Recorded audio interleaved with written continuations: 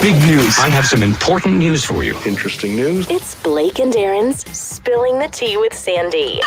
Cayman's top news headlines of the day from CMR. Good morning, Sandy. Good morning, Blake and Aaron. Happy Friday. Happy Friday. And what do you got for us this morning? Well, lots of news, actually. Let's start with a bit of an update on the fatality yesterday morning that unfortunately we had to discuss in yesterday morning's headlines. So 24-year-old Hunter Ebanks has been arrested in relation. Arrested. Okay. Okay. For what? Yes, arrested on suspicion of DUI following the fatal collision on Thursday morning. Exclusive CMR sources actually shared that Ebanks, who works in water sports, recently got his license back from another DUI. So it looks like might be a little problem there. So he crashed into somebody that caused a fatality. Is that what happened? And I'm wondering why they haven't arrested him on suspicion of causing the death of said person. It's only thus far in suspicion of the DUI. Maybe so that's going to be added. Yeah. I mean, it was obvious that the person was deceased at the time they arrested him, but anyway. I'm sure it will be added. Do we know who was killed in that? The only information that I can get so far is that they're a security guard. That's sad. Really sad. Okay. Yeah. So a Jamaican politician, unfortunately, has been murdered whilst waiting in traffic. He was just sitting at a traffic light, and some assassins on a bike, they believe it was a contract, pulled up to him and shot and killed him. So wow. Very, very sad. That's crazy. His name is Lennox Hines, and he is a member of the Jamaican Labour Party. He's a consular caretaker for the Southborough division of Portmore St. Catherine. Sad. Very. That's terrible. Too much violence in the world. Absolutely. It's just crazy. But yes, in other news, the Cayman Islands is getting ready for a lot of Jubilee celebrations coming up here shortly. So we've got the air show. We had tea last week, and there's tons of actual events that are coming up. So we're going to discuss that a little bit this morning, but busy couple days ahead. That kicks off 1 week from today. Matter of fact, the air show's next Friday. Super excited. Yeah, awesome. And it's going to be a four-day public holiday. Hey, happy birthday to the Queen. Oh, absolutely. I love it. So the Work Passport to Success program is kicking off another cohort yet again. So, this is an opportunity for young people who need some additional skills before they get into the workplace to go through a very rigorous program that will help them improve their skill set, their soft skills a lot of times in the workplace, and often, give them opportunities that they would not have otherwise had. So contact the relevant department to find out a bit more about that. All righty. Yeah, I think that's more or less it for today. Great. On a Friday. Let me not forget. I mean, sometimes there literally is so much news in a day. There was a fire yesterday in TCI on a cruise ship, but thankfully no one was injured. Yes. And it was just a situation that, it looked a lot worse, I think, than it actually was. But thankfully no injuries, and they were able to put the fire out. So Carnival Freedom caught fire in Grand Turk yesterday morning, literally right at 8:45 a.m. We'll release the statement in reference to it. Well, I don't think they're going to be able to get back on that ship. So all guests and crew, they said, are safe, and the guests were cleared by local authorities to go ashore. So part of their 5-day cruise got kicked off with some excitement. It was a 3-hour tour. There's not enough life rafts for everyone on this boat. They would have done a lot better on Gilligan's Island if they would have crashed it at Turks and Caicos. That's true. Sandy, enjoy your weekend. Thank you. And you can catch Sandy's show right now at 7:30 on Bobo 89.1 FM. We'll see you on Monday. All right, guys. Have a good one. Our segment with All right. Good morning. Good morning, Cayman. Beautiful folks. Oh, let me just do this so that Chuck can hear me ahead of time. Got 4 minutes still. before we go live on radio. That's some good tea. Good morning, beautiful people. What is going on? Let me just see here. Oh, no. Oh, okay. Well, we just have some information on who the person is. Oh, well, we'll talk about it once we go live. Hmm.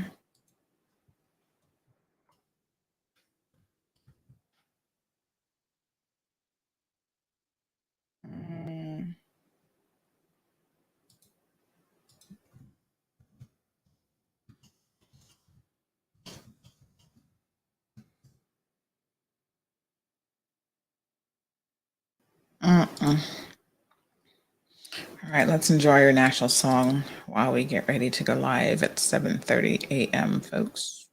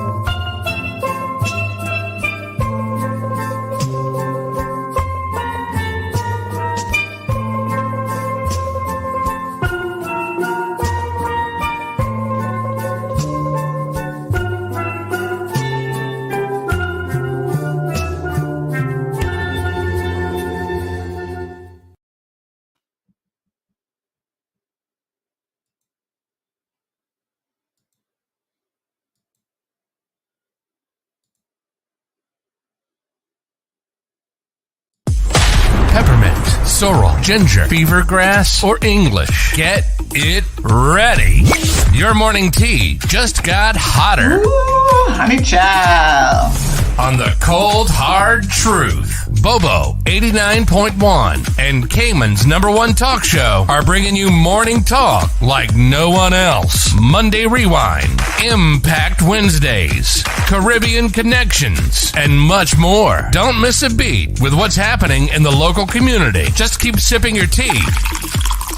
What a mess. Here's your host, live and direct from the Cayman Islands, Sandy Hill.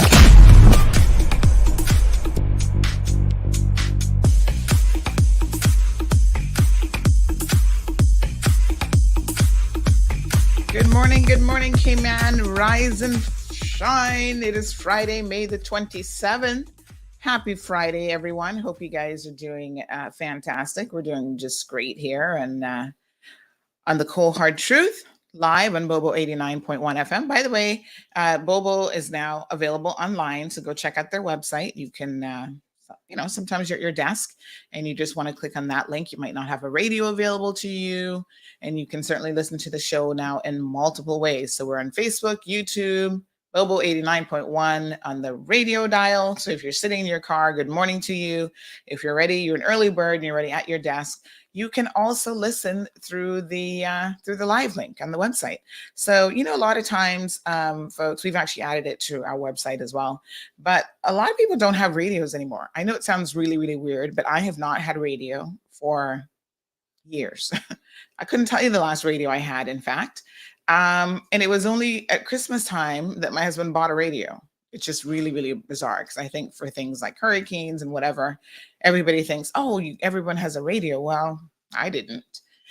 So he bought one of those retro sets that has like the cassette player, the radio, and the album. So you can do CDs, radio, traditional albums, and I think cassette tapes. I think it has a cassette tape player. I don't even know, because who has cassette tapes anymore? I don't feel like that format did really well in terms of surviving the time because they were so easy to kind of pull apart. But anyway, good morning to all of you. We got a lot of things to cover and to go through today, including Politicks. That arena is getting ever so interesting. But one of the things that I'm going to start kicking off is I know a lot of you are aware that in the evenings, Misha does the evening news, which is streamed on our social media platforms. But I think just to catch up on a few things, it's probably a fantastic idea to just replay that. They're only normally like 5 minutes or so. So we'll replay that now so you can get caught up with all of the standard news items. And then we are going to do a deep dive into a lot of the topics that are impacting you. Of course, you can call in at any time, 936-BOBO. That's 936-2626. I've got my green tea this morning in my CMR mug. Good morning, Cayman.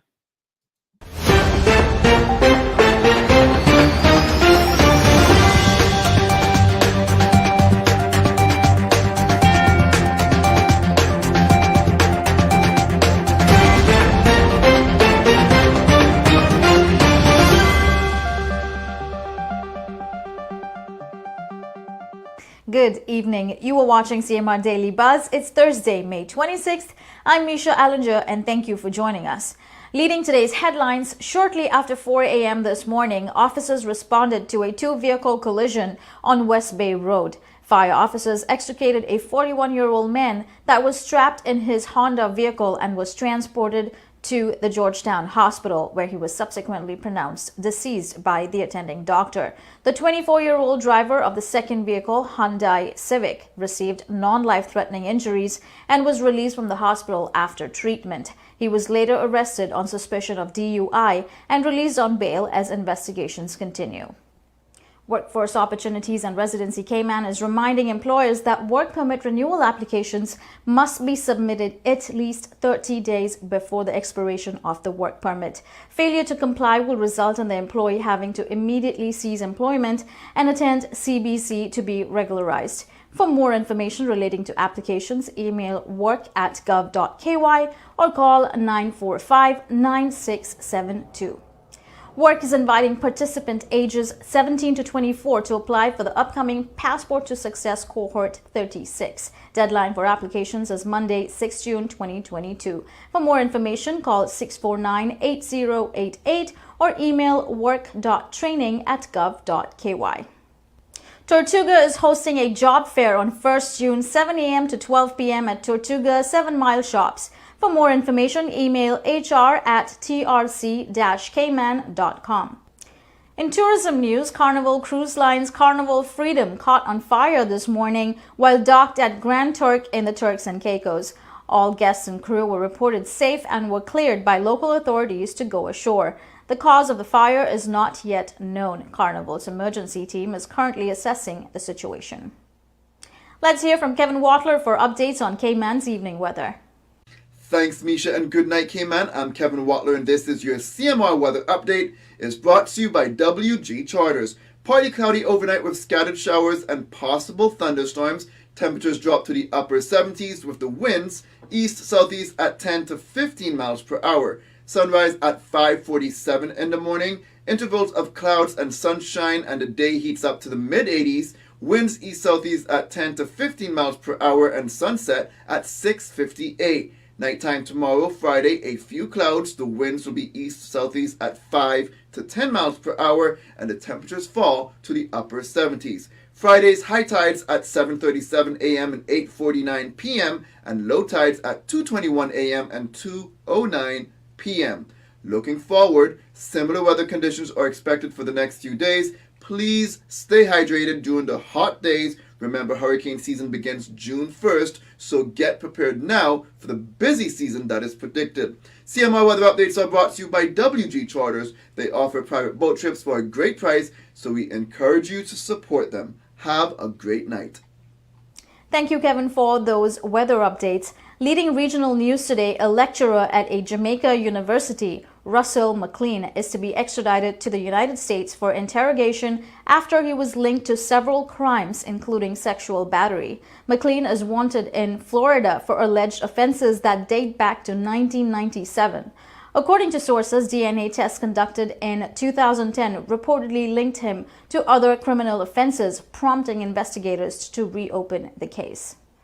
Leading international news today, the major sugar producer, India, announced on Wednesday that it would be restricting sugar exports in a bid to secure domestic food supplies as of June 1st, 2022. This announcement comes weeks after the country banned wheat export. India is the world's largest sugar producer, exporting 7.2 million tons of sugar just last year. This is another sign of rising food protectionism worldwide as major producers curb agricultural exports, adding to the supply shock triggered by Russia's invasion of Ukraine in February. This week, Malaysia moved to restrict chicken exports to its neighbors, saying the government's priority is its own people. In celebrity news today, actor Ray Liotta passed away aged 67 in his sleep. Liotta was shooting for a film, Dangerous Waters, in Dominican Republic. The actor is perhaps best known for his role as Henry Hill in the 1990 Martin Scorsese movie Goodfellas. For more in-depth news and headlines, please visit our website, caymanmallroad.com. Tune in to The Cold Hard Truth with Sandy Hill tomorrow at 7:30 a.m. on Facebook, YouTube, and Radio Bobo 89.1 FM. Thank you for tuning in to CMR Daily Buzz with me, Misha Allinger. Please do not drink and drive. Enjoy your evening and stay safe.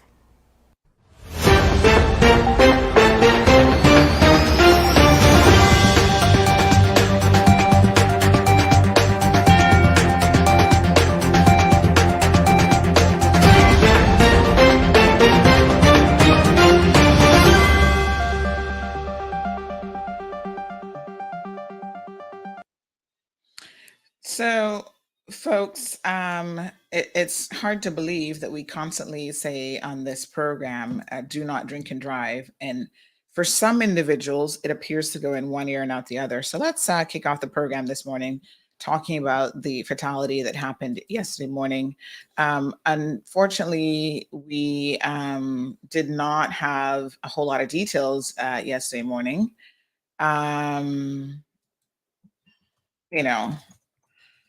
So we didn't have much to say about it, but now that we have a bit more information, I think it's worth a discussion.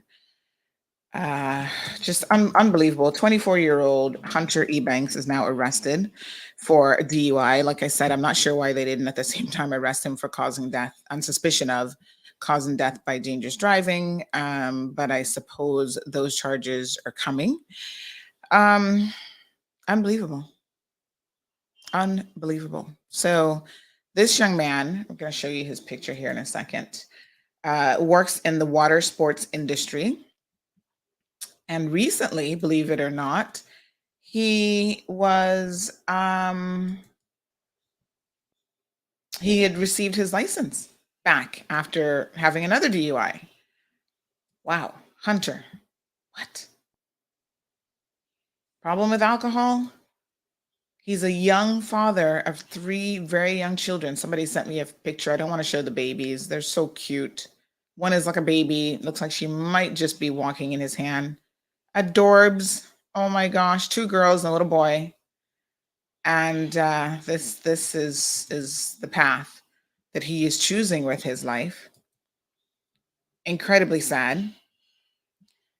But, you know, we can't, we all make decisions every single day. And like I said, it's not a mistake, it's a decision to get behind the wheel of a car after you've had one too many. People need to really start calling a taxi, calling a sober friend, anything but drinking and driving. You're just too impaired to make good decisions on the roadway. So now Hunter has to live with the fact that he's taken somebody's life. Now, of course, I knew shortly, it might have even been during the show yesterday who the driver was, but it is quite unfortunate.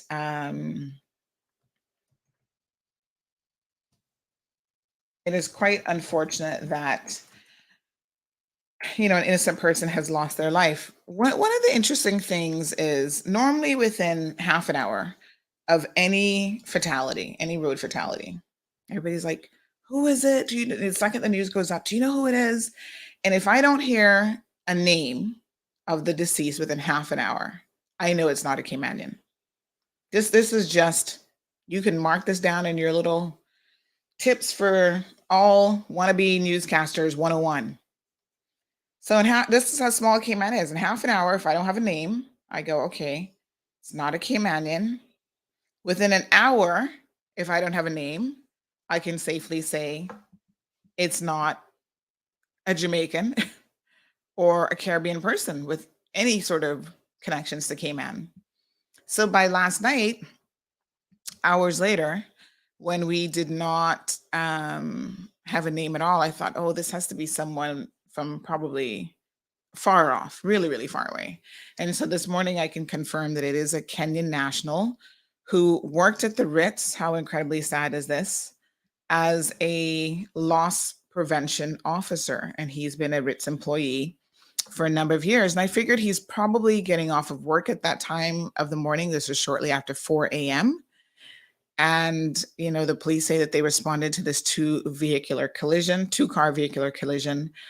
on West Bay Road in the vicinity of Safe Haven Drive. Hyundai Santa Fe and a Honda Civic, each with a single occupant. Very, very sad that this young man lost his life. You know, probably, as is usually the case, primary breadwinner for his family and supporting his loved ones overseas. So the driver, Hunter, of the Hyundai received non-life-threatening injuries. He was transported to the Cayman Islands hospital, treated, and subsequently released. And following his release, he has been arrested on suspicion of DUI, and he's been bailed as investigations continue. The driver of the Honda, unfortunately, was not so lucky. He was trapped in the vehicle, had to be extricated by the fire services and transported to the Cayman Islands hospital via ambulance. And the man, age 41, was subsequently pronounced dead. So sad. I mean, I don't even know how this happened. It looks like he's, you know, the poor guy was probably pulling out of the Ritz. I don't know if he was, what direction he might have been going. And then Hunter, who lives in West Bay, might have been trying to get back home to West Bay at 4 o'clock in the morning. And,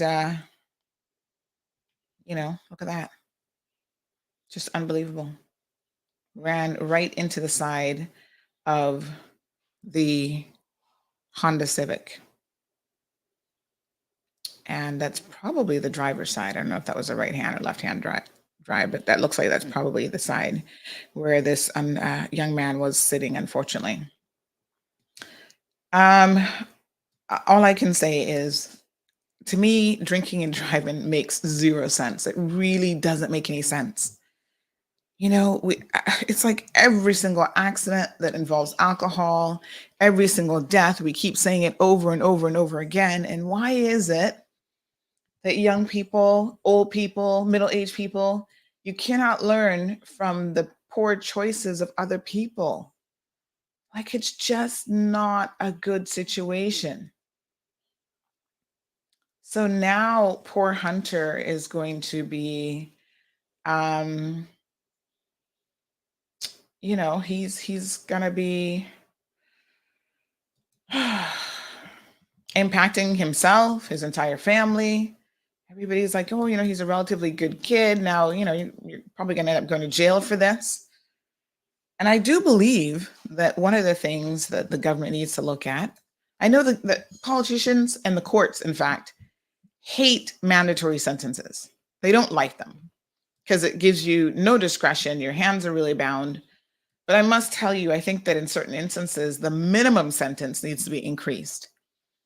There's absolutely no reason why you should be able to take someone's life in a DUI, right? Where you made that decision and walk away with a couple months in jail. Like, a stronger message has to be sent. You have just killed someone. You know, it wasn't an accident. You made a decision to drink and drive after countless people on the roadways of the Cayman Islands and around the world lose their lives because people are drinking and driving. You just got your license back. Like, dude, what were you thinking? I feel so bad for this guy's family.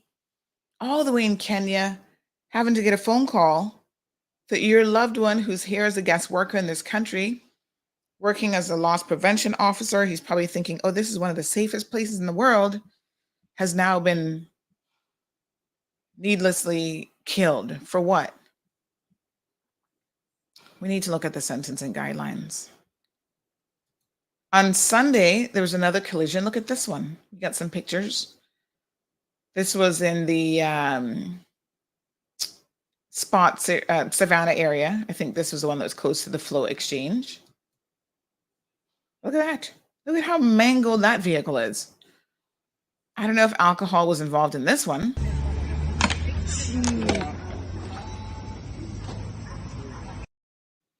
I mean, the front end of...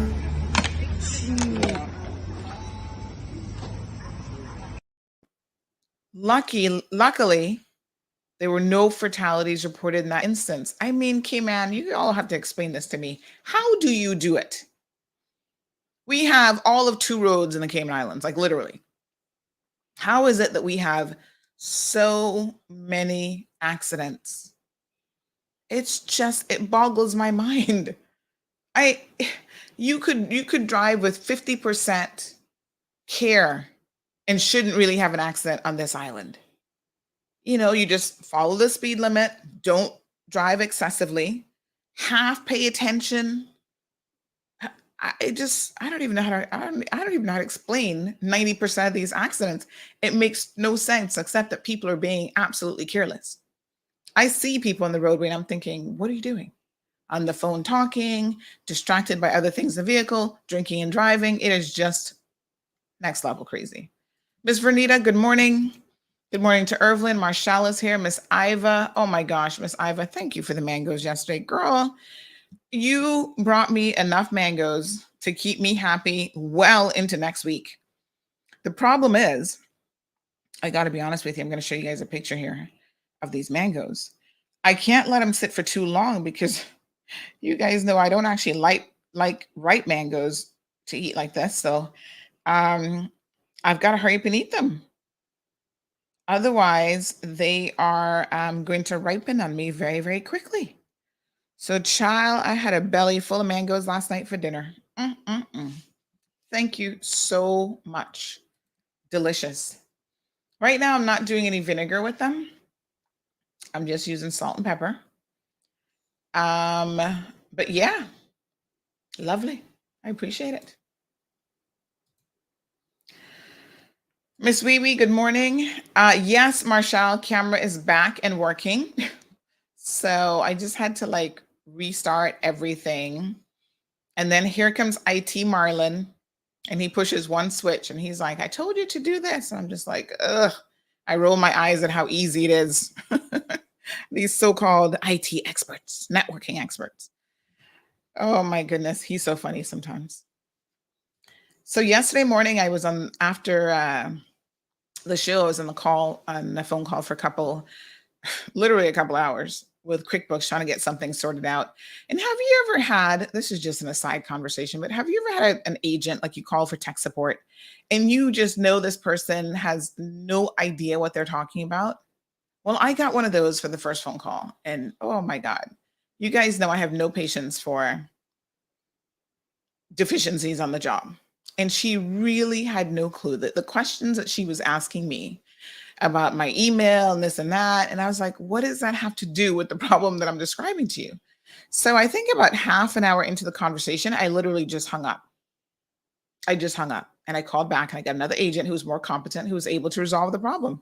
I could not engage her anymore. And I was getting to that point where I was going to pop off a couple like BBC words on her. And I'm like, she's probably not going to understand what the hell I'm saying anyway. So let me just be, the most courteous thing I could do to her in that moment was just hang up.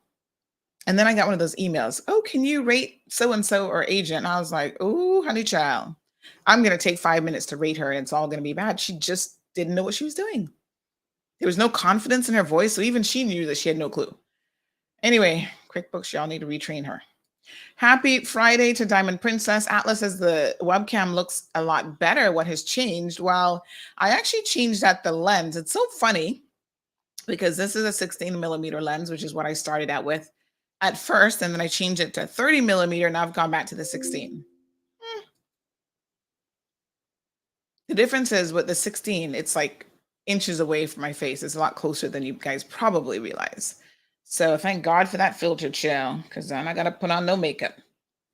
Thank you, Atlas. Good morning to Stephen. He says, good morning, beautiful. How are you doing? I'm good. Chantel, happy Friday. Blessed to be here in the Cayman Islands. Diamond Princess. Good to see you. Karen, joining us from the UK. Karen says, good morning. Good morning to Lavana. So Lavana, we're going to embarrass you a little bit this morning, because she has reached a milestone that we are all so proud of. So Lavana is actually celebrating her 20th anniversary with Cayman Airways. Yay, Lavana. Isn't this wonderful? 20 years with her national airline. I'm so proud of her and everybody else who sticks with a job for that long. It's not easy being in a job for 20 years. But look at this, looking just as beautiful as she possibly can be. Getting ready for work this morning, 20th anniversary. She started with KX on May the 27th, 2002. And she says, and today I still love my job and Cayman Airways. Isn't that cute? Looking good, looking good. Got a smile on her face and ready to take on the world there at Cayman Airways. She works in reservations, so a lot of times you will hear her lovely voice, and I can tell you she's super helpful in trying to get you the best connection back and forth to your destination. Good morning to Louie, joining us from Detroit. Damien is here. Damien says, I like how we still get phone books. You do? Oh my God. Are you kidding me? I got one for you then. I got one, was it about 2 weeks ago on my doorstep? It promptly goes in the garbage. I hate to say it because, I mean, is there a recycling bin for phone books? I think one year somebody did that. Morning, Barbara. I think phone books are a complete waste of paper. How many of you actually pick up a phone book to look anything up? You Google it and you have the phone number in 2 seconds. Why are we still printing phone books?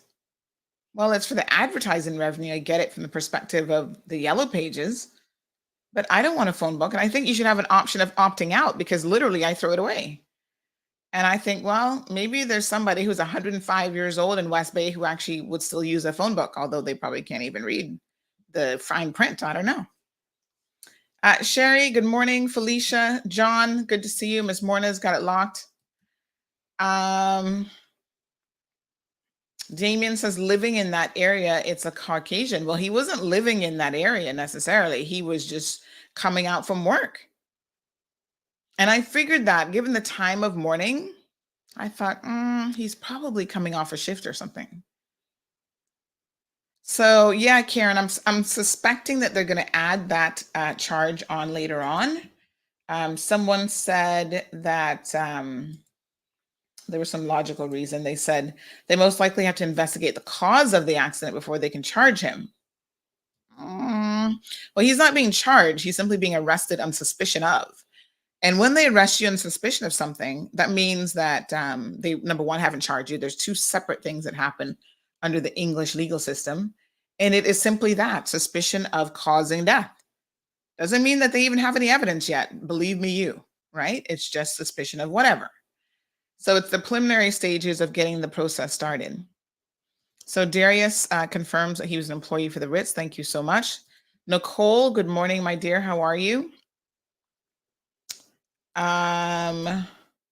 He says that Darius said the car hit the passenger side. Wow. And then it trapped him on the other side. Oh, how sad. The ugly truth says, now imagine his family back home having to deal with him not being alive, not helping them any longer, all because someone making a stupid decision. Yeah, it is beyond me why people continue to drink and drive. It is just, I don't even know. Where are you guys out drinking on a Wednesday night anyway? Like, I'm not in that scene. I get it. But why? Where's the party at on a Wednesday night? Stay home and drink and drive. Oh, Hunter, Andrea thinking the exact same thing. She's like, where is open at 4 a.m. in the morning on a Wednesday? I was just thinking the same thing. I don't know. I have no clue.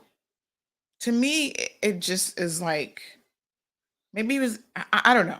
We would totally be speculating. We'll keep an eye on the trial and see what happens. But literally, people throw their own lives away.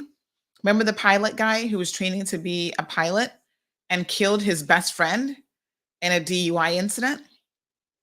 He still hasn't been sentenced yet. I think he ended up pleading guilty, but still no sentencing. Emma says, is it possible that they were both intoxicated or just the young man? Well, I don't think that they were both intoxicated, especially since one person was coming off of work. I'm pretty sure he wouldn't have been working as loss prevention at the Ritz drunk. Damien says 2 lives destroyed. Not even 2 lives, multiple lives. This young man, like I said, has 3 young children. Their lives are now destroyed. The family members in Kenya, I'm sure this young man probably still has a mother, a father, siblings, maybe his children. The repercussions of these types of situations are far-reaching.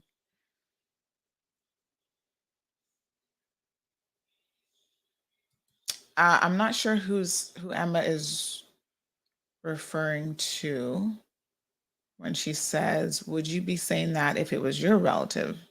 Have some compassion for his children and family.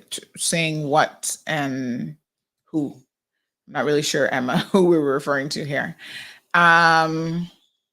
We were referring to having compassion for the driver who is alleged to have caused the accident, who was DUI. I certainly hope that we're not talking about him, because listen to me. There's this logic on the one hand that family members always have to deal with the repercussions of the actions of adults. And, you know, it's like the child molester. Everybody's like, oh, feel sorry for his kids and his wife. And I'm like, okay, I get it up to a point. But at some point, I'm like, why should I have more sympathy for them than he did, or she, or whoever made that decision, knowing full well that it would impact their family?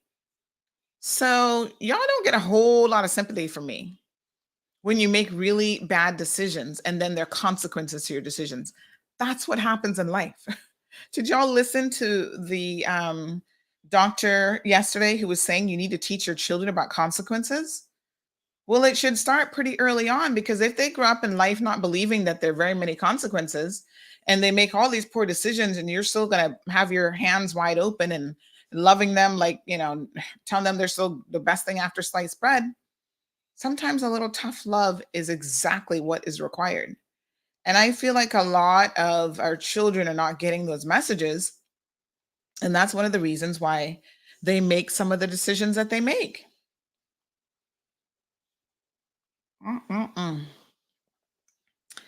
Buenos dias to Rita. Andrea says, every time I go on the road, I pray, I beg God to take me safe and back, as there's so many dummies driving the road. They don't care about the right of way. Morning to Carmelie. Morning to Miss Karen. Emma says, I don't know any of these people. She says, P.S., just to make it clear. Well, neither do I. I mean, I don't know Hunter, and I obviously don't know the deceased, but it doesn't matter. To me, it doesn't matter if you know them or not. I mean, Hunter, come on. He's going to have to live with some serious consequences. And you know what's even worse is people who then end up going to jail for something like this, and then they come out and they still drink and drive. If you got a problem with alcohol, there's Alcoholic Anonymous, and there are other ways that you can get help.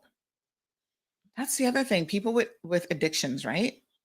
Which is a serious illness. I believe that addiction is an illness, and it should be treated as such. But those individuals need to recognize their illness and get the necessary help that they need. And oftentimes they don't do that, and then they expect the rest of us in society to continue to feel pity on them. Karen says that we have to be mindful, looking out for ourselves and others when we're driving on the road or even walking. Melissa, good morning. Happy Friday. Oh God, Damien says you forgot about people riding bicycles. Let me tell you something, honey child. They gets it the worst. If you're walking, you're a pedestrian, or you're on a bicycle, my God. I used to ride my bicycle years ago, all the way from Lower Valley into Georgetown and back again. Child, this was when I was on one of my health kicks. It was I think it's about 15 miles or so. It was a good little exercise. Get the heart pumping. But after a while, I would get scared. I wouldn't go out too early in the morning because, child, they knock you into the bushes and no one would ever find you. So I would go out, and then sometimes, I'd go with people because you're kind of scared to cycle by yourself. But you are at great risk being a pedestrian or a cyclist here in the Cayman Islands. There's no cycle lanes for the most part. Anytime I go to the States, I'm always pleased with the fact that they have a proper sidewalk system in place. Pretty much anywhere you go, doesn't matter the neighborhood, there's a sidewalk there. And so at least you can be a little bit safer on the roadway. Good morning to Scott. How are you? He's my waffle monkey champion. By the way, congratulations to Carmelie. And Carmelie, what's your friend? You both won gift certificates recently. And he chose his waffle monkey gift certificate. So he's going to be enjoying a good hearty breakfast, courtesy of Waffle Monkey. And I must tell you, they were excited to get their prizes. We actually have a little photo that we're going to put up later on our social media platform, congratulating them. So we love to give away stuff here on the show. So make sure that you guys are always tuned in. Whether it's something from, our sponsors, Waffle Monkey, Health City, you got to stay tuned. So congrats again to Lavana. Everybody's saying congrats. Marshall says congrats. Ms. Morna, happy Friday to Miss Corrine. Miss Corrine is another one who's been on the job forever down there at the Turtle Farm, which is now called the Turtle. What's the fancy name we're going with these days? Turtle Conservation Center or something. Most of us still call it the Turtle Farm. Damien says it was sarcasm with the phone books. Okay. Sherry Ann sends her congratulations as well to Lavana.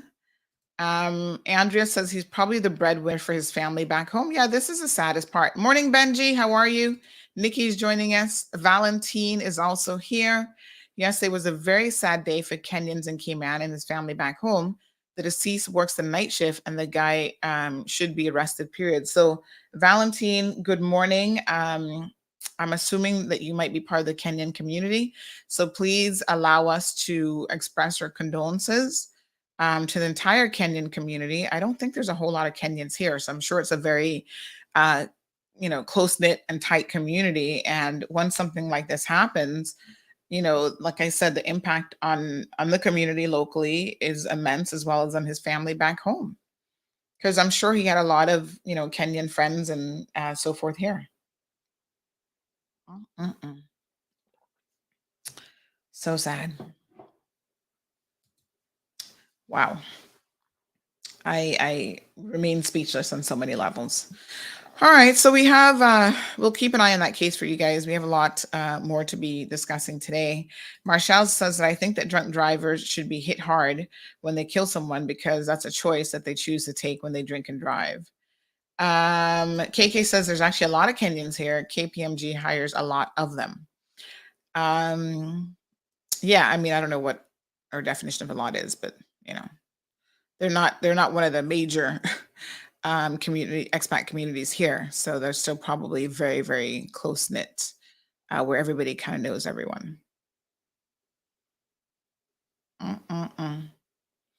Andrea says this is like the Italian guy who was killed off his bike. There's been so many instances actually of this where people have been, yes, he came to mind as well, but there's been tons of others where people have been killed. Remember the Sri Lankan guy? Well, that was a murder incident, manslaughter at a local bar. So really, really sad. There was also the nurse that it was her last day. She was leaving the Cayman Islands to return back home. One that has gone under radar, and it still is shrouded in so much mystery, is remember the young lady who actually worked at the Ritz? I think she was in marketing, and she got ran over in a parking lot by a coworker after they had been out brunching all day. That is one that has literally disappeared off the radar. We've never heard anything about that again. Her family was calling for justice, and we don't know what happened. Police have been silent on it. I don't even know if the person has been charged. Like it was one of those very, very bizarre cases, which really made me think that something else was going on here. Of course, she lawyered up immediately. And once you get yourself a good lawyer, you can avoid almost anything, Joe. So there was a lot of speculation about, how that even happened, how she got ran over in the parking lot. Really, really beautiful young lady who looked like she lived life to the fullest. Part of the Ritz organization, she traveled a lot and she'd worked at different properties around the world. Everyone who knew her said she had the most amazing personality. Like she was the life of any room that you walked into. We've lost a lot of people just senselessly because of drinking and driving. Okay, let's move on, folks. We have other topics to talk about this morning. Sometimes it really just is hard for certain things to sink in terms of what's going on, right? So, a politician in Jamaica was killed yesterday. This is really sad. By the way, we were supposed to have Mr. McKeeva Bush in the program this morning. This is the second time now that he's postponed his appearance. He said that he needs to sort out a few more things before he can come on. And he's hopeful that he will be able to come next week. So, I'm not going to get your hopes up anymore on that one. We'll just keep an eye on it for you, and I'll let you know. That's all I can tell you. So, politician assassinated in Jamaica. Pretty sad. I think anytime a politician is assassinated, we've seen it in the UK recently, Jamaica, Honduras. There've been other places that this sort of thing happens. Everyone says, thank God it has never happened in the Cayman Islands, but I'm really surprised at how little people seem to be connected to Cayman politics and to really know what's going on in the Cayman Islands, because there was actually a very close, it only takes one crazy person, first of all, to do something like this. This looks like this was some kind of contract situation, some sort of contract killing, right? But it only takes one person to walk up to a politician for whatever their crazy reasons are and really put us on the map for this sort of activity. But people who are connected to politics who do not know that we've actually come close to having a situation like this, I'm always very, very surprised at. Now, I've mentioned this before. This was when, back in, this would have been around 2002, 2003. Remember when, speaking of Mr. Bush, when he and whatever his government was of the day, they were in the opposition and they overthrew Kurt Tibbetts. Y'all remember this? This is going back a little ways. And this led to the formation of the Progressives Party and eventually the formation of the UDP, which is now, I guess, defunct. I don't even know if they're a registered party anymore. So at that time, I told you guys, I'm a founding member of the Progressives, and I was in the mix. Me, Denny, Billy Adams is Progressives member number one. He's card holder number one for membership in the Progressives. He said he'll never give that up. Child, I would have burned out already. I would have burned that and put it in the incinerator and then put it through the grinding machine. Anyway, because of that tumultuous situation, there were people who were approaching Kurt Tibbetts, and this is where I have always said, you know, whatever your politics are and your views are, progressives, PAC government, ABC government that will pop up next week and then disappear in a couple of years, I really have to give people respect for doing the right thing in the moment and recognizing the serious implications of if they don't make a correct decision, what will happen. So there were people who actually approached Kurt Tibbetts and who said, we can take care of this situation. And what they meant was by violence, with a gun, and they were willing to target certain politicians who had unseated Kurt Tibbetts. And I was there at these meetings, and I'm telling you guys, I know exactly what I'm talking about. It's not no hearsay. I was in it. And I remember Kurt Tibbetts at the time at one of his famous Domino's and having stew dinner at his house said, you know, he could not even fathom telling anybody that, yes, he was going to give his blessings for this sort of thing. In fact, he went to great lengths to discourage them from ever thinking that that would be a solution for any of our problems here in the Cayman Islands. The day we turn to violence in politics is a turning point. It's just a point of no return. So this situation in Jamaica, I'm sure, is a lot more complex than any of us know, because, you know, let's just be honest here. Politicians oftentimes are not the cleanest people in the world. They get their hands dirty and they get involved in a lot of different things. Lennox Hines is his name. Ironically, he's part of the Jamaican Labour Party. He's the consular caretaker for the South Borough Division in Portmore, St. Catherine. He was reportedly killed under a bridge near or along the Marcus Garvey Drive in St. Andrew. Reports coming out of Jamaica is that he was waiting in traffic when two men rode up on a bike, opened fire on him before riding away. Police say it's got all the earmarks of a contract killing. This does not look random. The ironic thing about Hines is that in 2008, he was actually charged with a murder himself. So crazy. So he was charged with the murder of a man named Oral Livermore, who was a resident of Portsmouth, St. Catherine? Portsmouth, St. Catherine. Is it Portsmouth or Portsmore? Where the heck is it? Or is there two places? But anyway, he was charged and arrested after the August 2007 fatal shooting of Oral Livermore. It was alleged that the consular hired a group of men to attack residents in the area during the run-up to the general election.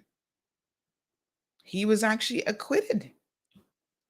But many believe that the two incidents are connected. I'm like, wow.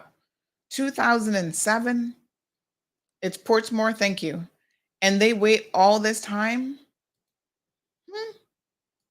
Well, I guess you know what they say. Some people will wait you out. What do they say about revenge being a dish best served cold? Child, that was near freezing temperature all these years later. Marshall says that it's sad to hear that a politician was killed, but a lot of them are involved in shady deals, especially in Jamaica. Yes, it's quite unfortunate. James watching from Canada. Good morning, James.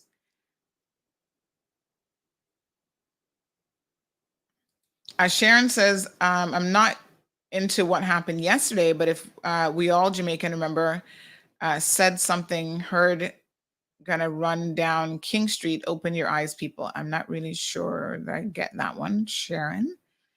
Nikki says, I passed it yesterday, but most of these politicians here are so corrupt. Thank you, Sharon. Oh, Nikki, are you in Jamaica at the moment? Yeah, it's unfortunate.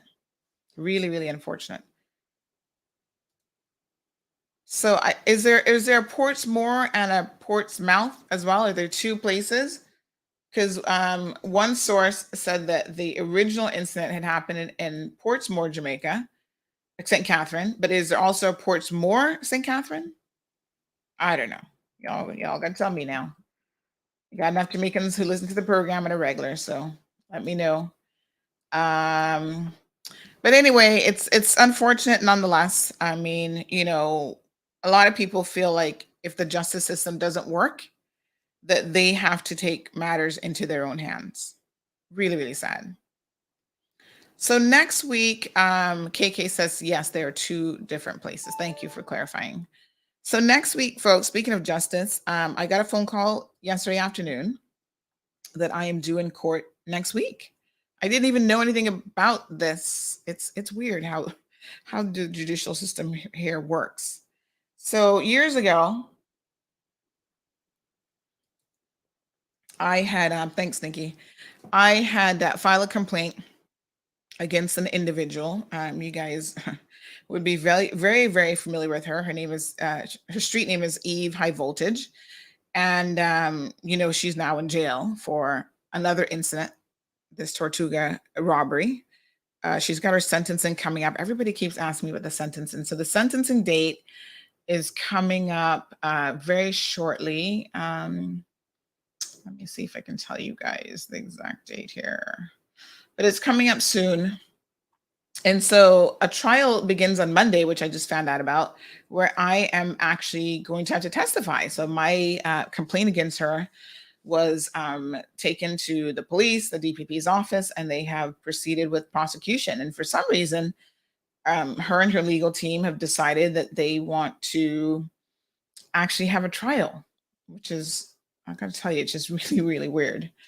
This is the kind of case that maybe you just, admit that you were wrong and move on. Our sentencing on the other matter is June the 2nd. So that's next week, Thursday. Yes. So we'll be there for that to keep you guys updated. So yeah, I don't want to talk too much about it because I don't even know if this is a jury trial or what this is on Monday. I've not been told anything. I don't know if it's judge alone or jury, but what I will say is it's in relation to some videos that she had done about me. So let's leave it at that. And then I'm supposed to meet later on today with the prosecutors so that they kind of walk me through what's going to happen next week. Because like I said, literally I got a phone call yesterday. No one had summoned me to court or anything yet. Claim, I don't know if they couldn't find me. I'm like the easiest person in the world to find really, but whatever. So I'll keep you guys updated on kind of where that goes. It's very different being a witness in something, or where you are the complainant in a situation. So I'll just keep you guys updated. Stay tuned. So next week, what we'll do is, because I've got to be in court for 10 o'clock, we will air some pre-recorded content for the last about half an hour, 45 minutes of the show. But you guys will love what we have planned for you. Don't worry. So yeah, what a hot mess, child. I tell you, as the world turns and we just keep moving on. So it would be a miss of me. I do want to talk about the air show during today's program. A bit of good news. We'll leave that towards the end of the program. But it would really be, let me just mention this other bit of news. Jamaica University lecturer to be extradited to the U.S. for sex crime. So a lecturer at the Jamaican University whose DNA has been linked to several crimes, including sexual battery, is going to be extradited to the United States to answer to these charges. This is one of those situations, again, it's such a bizarre story. But DNA evidence has caught a lot of these criminals. Thank the Lord for that. So his name is Russell McLean. wonder if he has any connections to the Cayman McLeans. So Russell McLean, who's a lecturer at the College of Humanities, Behavioral and Social Sciences, imagine, at the Northern Caribbean University, is wanted in Florida for alleged offenses that date back to 1997. Time longer than rope. Apparently a DNA sample is longer than rope too. So he was arrested last week and he waived his rights to an extradition hearing and agreed to go to the U.S. Yeah, come and see what jail they're going to be putting him in. He can be somebody's little girlfriend. Listen to what he's wanted for: armed sexual battery, armed burglary of a dwelling, armed kidnapping, burglary, possession of burglary tools, and resisting law enforcement with violence. All that. The university disclosed that at the time of McLean's employment, approximately 20 years ago, routine background checks were done and nothing was uncovered.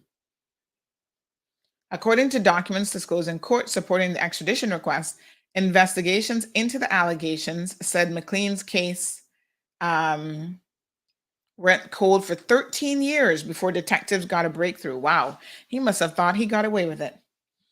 And then DNA tests conducted in 2010 reportedly linked him to other criminal offenses, prompting investigators to reopen the case.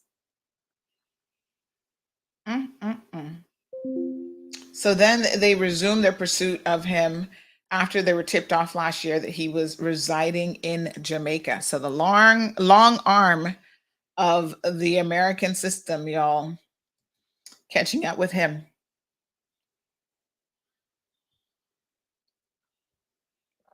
Wow. It's amazing. And, I think in the US for a lot of these offenses, there is no statute of limitation. At the HSA, and I think that time is a precious resource and want to help you spend it wisely. Oops, sorry. I think that this should be one of those situations where sexual crimes should never have a statute of limitation for more reasons than one. Yeah? We'll keep an eye on that case. Acting governor in St. Martin has died, unfortunately. Poor guy. His name is Reynold Grovenfeld, passed away on Tuesday. Apparently, he was an attorney at law and he was appointed by royal decree as the first acting governor of St. Martin. Previously, he served as acting lieutenant governor during the transition period from 2010, May of 2010 to October. And so he had, just suddenly passed away. Condolences to his family.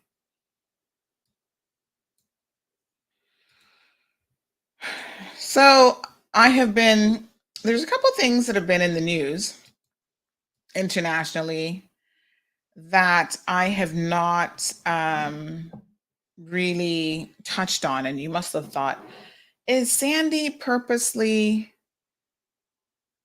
trying to avoid these issues or what?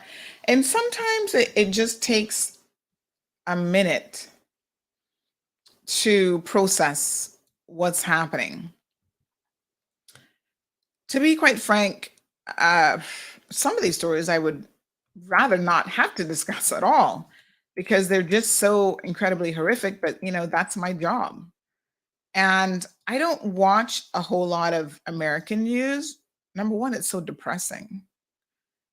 Not just American news, but just world news. Sometimes I sit down and watch BBC News or I watch Euronews or whatever. I like Cheddar News a lot. They do like a lot of tech news. Not as depressing. I get an Asian news channel. Sometimes I watch that to see what's happening in that part of the world. But this situation in Texas, my God, it's like, again, America. The gun violence in the United States of America is just so out of control. I really am at a loss for what to say in relation to it. It's just astonishing. They're like the only country in the world, honestly, that has this level of repeated, I mean, time and time and time again, mass shootings. This is a uniquely American phenomena. And in fact, serial killers really are as well. You hardly hear of serial killers anywhere else in the world. But in America, there's something. Sometimes I sit down, I think about American history, right? And the way in which America was formed. And I think to myself, if you believe in like bad spirits and bad omens and whatever, I have to think the way in which they even acquired the land, what they did to the native Indians, how they brutally murdered them, took their land, trampled all over them, in the name of colonial expansion or whatever they were doing at the time, right? Running away from Mother England. Oftentimes they, build buildings on old burial grounds, Indian burial grounds. It's like American history has been really, really ruthless. History of slavery and what they did to slaves and how they brought them to America and how they treated them.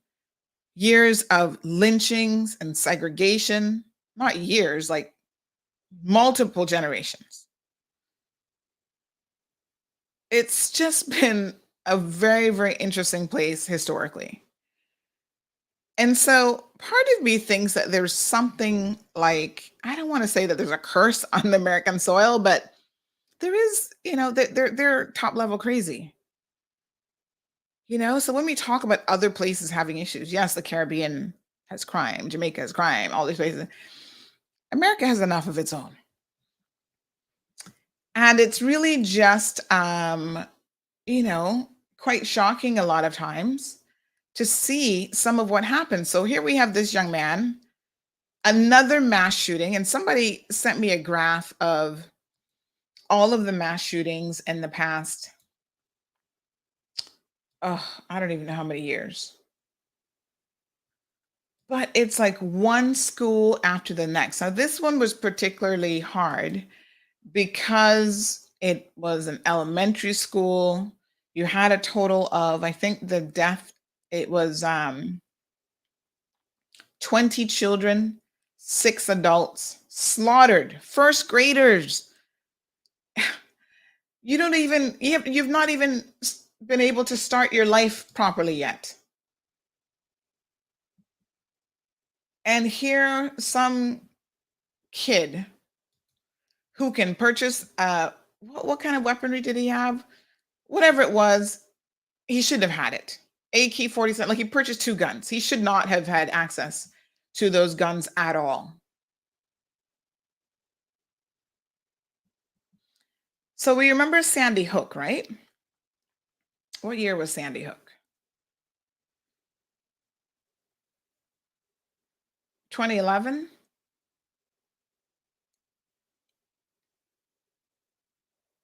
Since then, America has had 3,500 mass shootings. This is according to the Gun Violence Archive, which is a nonprofit organization that tracks gun violence and defines a mass shooting as an incident in which 4 or more people are killed or injured.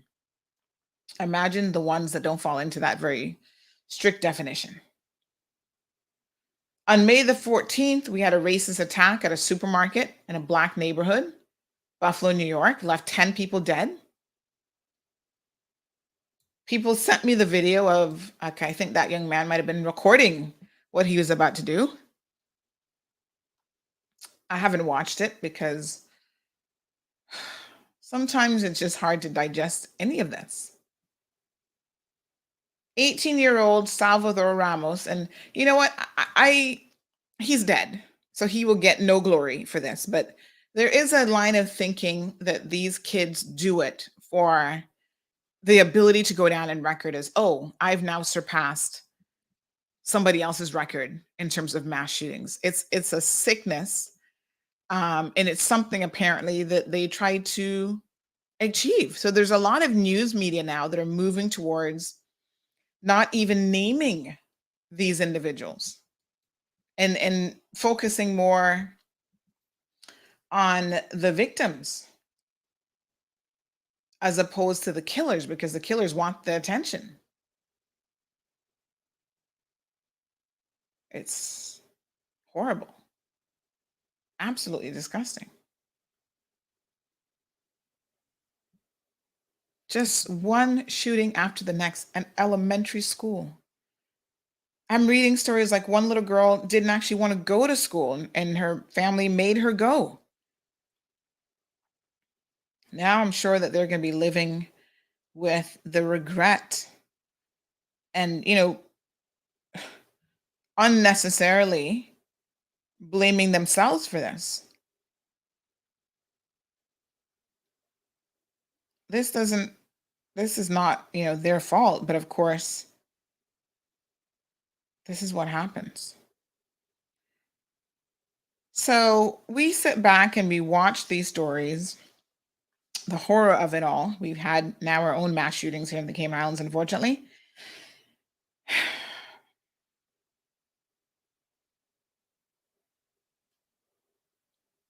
Little Kendall is the only survivor of the Texas school shooting.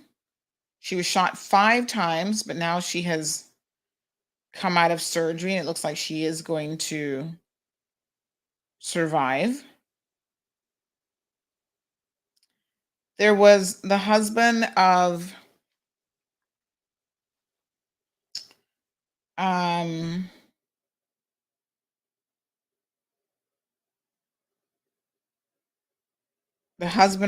one of the teachers who basically died of a heart attack after his wife was killed. They were married for 24 years. I mean, you've heard of these stories, right? Where people die from a broken heart. And this is like for real. And that's exactly what happened to this poor guy. I do not know, we were talking about this a few weeks back. Gun violence in America is the number one cause of death now amongst young people. Not car accidents, not cancers, not COVID, nothing else. It's gun violence. And I remain dumbfounded by the people who still make what they think are necessary arguments to keep the current position alive in America. I want y'all to watch this video of guns and how easy it is to acquire a weapon in the United States of America.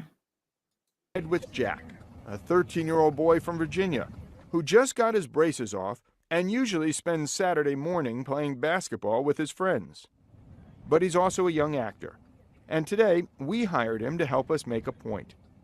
We asked him to take a drive around town. With his mother, of course, since he's not nearly old enough to drive a car. We pass shops where he isn't old enough to work the register. Then we stop at the convenience store to see Jack try to buy beer. The cashier can't believe he even tried. Literally, he looks like he's 12. At the next store, Jack tries to buy cigarettes, with no luck. I'm so sorry I can't send you a cigarette. Later, he strikes out trying to buy Racy magazine. You have to be 18 or older. All right, okay, thank you. And then lottery tickets. Can I get a couple scratch-offs? How old are you? You got your ID? 13. You what? I'm 13. You can't get no scratch off, babe. Okay. All right, thank you. It's laughable to everyone here, the idea that we'd ever expose a 13-year-old to the dangers of a lottery ticket. But then we arrive here, at the gun show. It should shoot pretty good for you. I'll take it. Within minutes, the 13-year-old easily and legally bought a .22 caliber rifle from a private seller and walked away with it.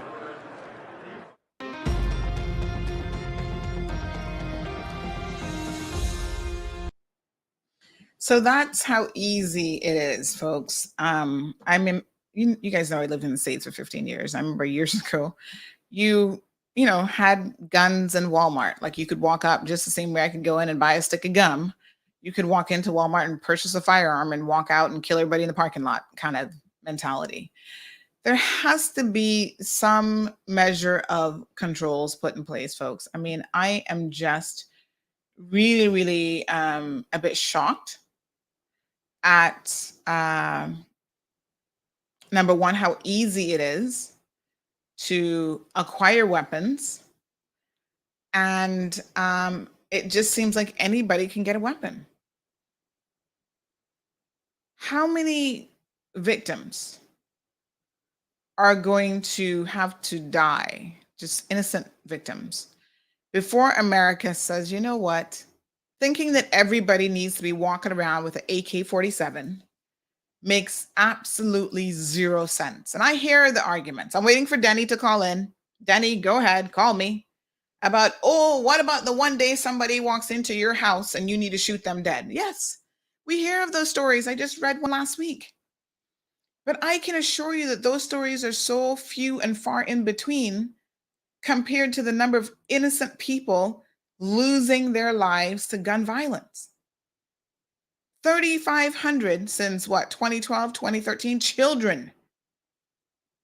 You cannot show me 3,500 examples of criminals going after someone who just happened to have had the ability to protect themselves.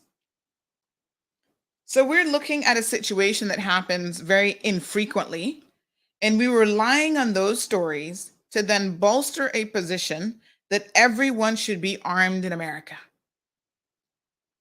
Well, that's the problem. Everyone is armed in America, and everyone is armed and dangerous, including people who should not have a weapon and certainly should not have the caliber of weapons that they have. So apparently he was killed by law enforcement.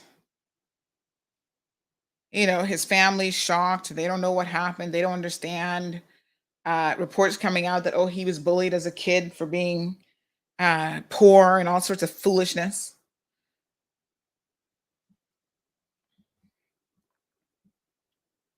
It's just unbelievable.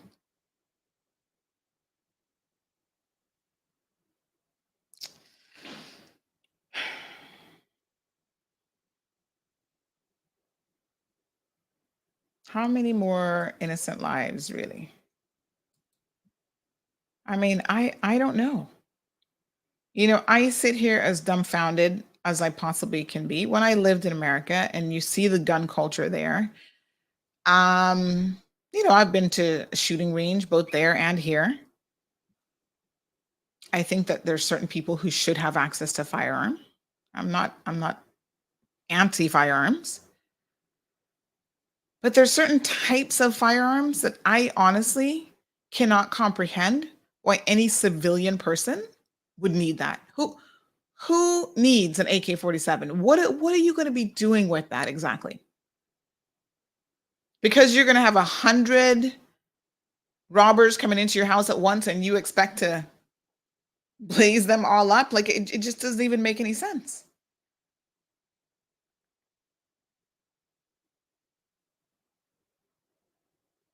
There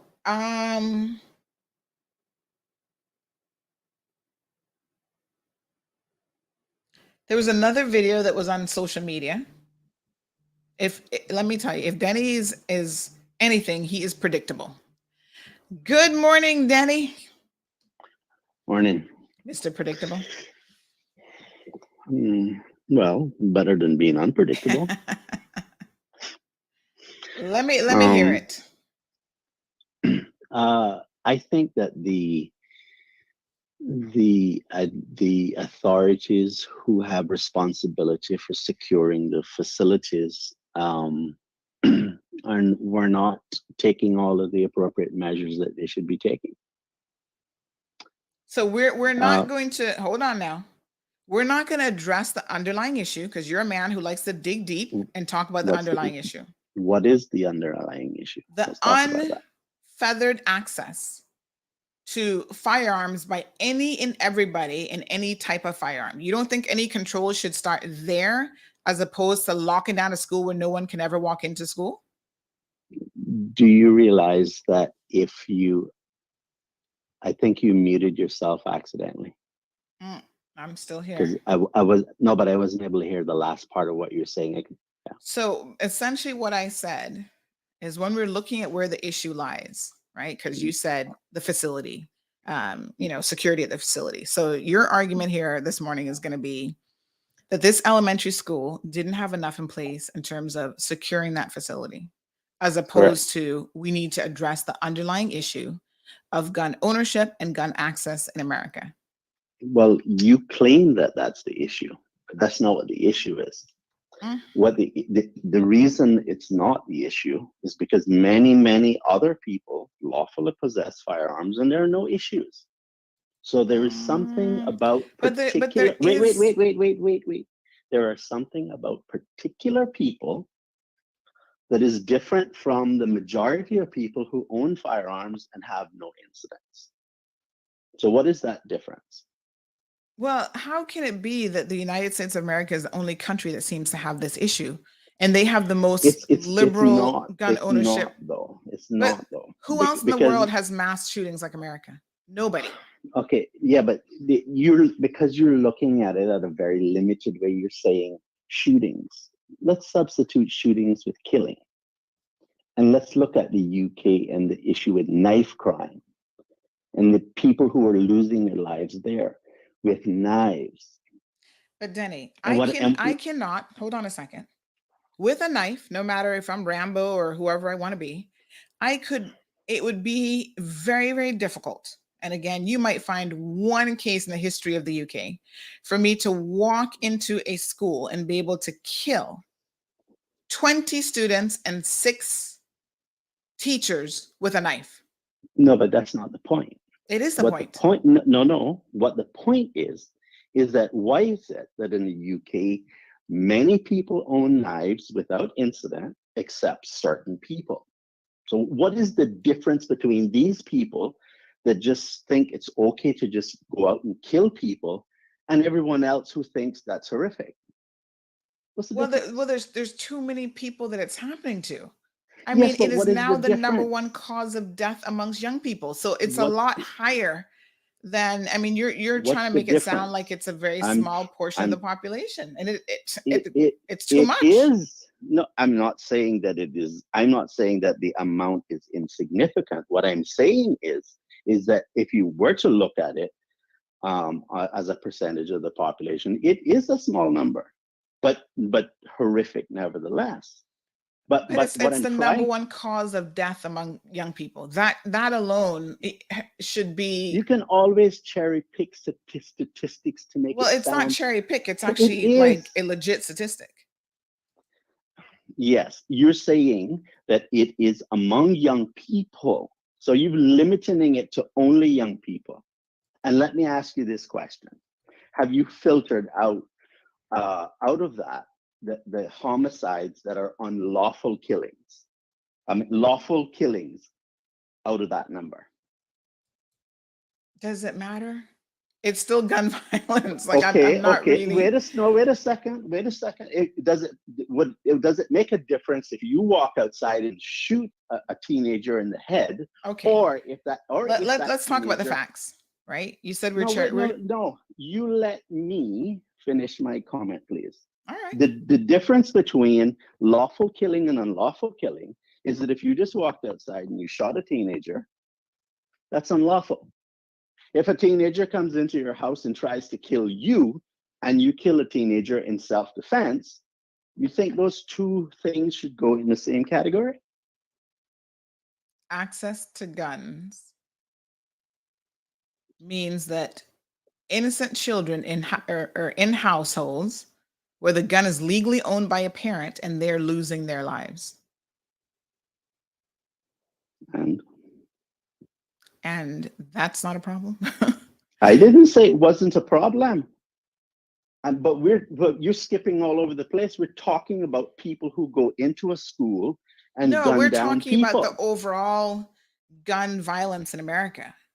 and the overall death in America, not just incidents like this, not just the mass murders, not just those in schools. We're talking about the accidental murders. We're talking about, a couple of weeks ago, people could send me a video of a young girl who was playing around with a firearm, right?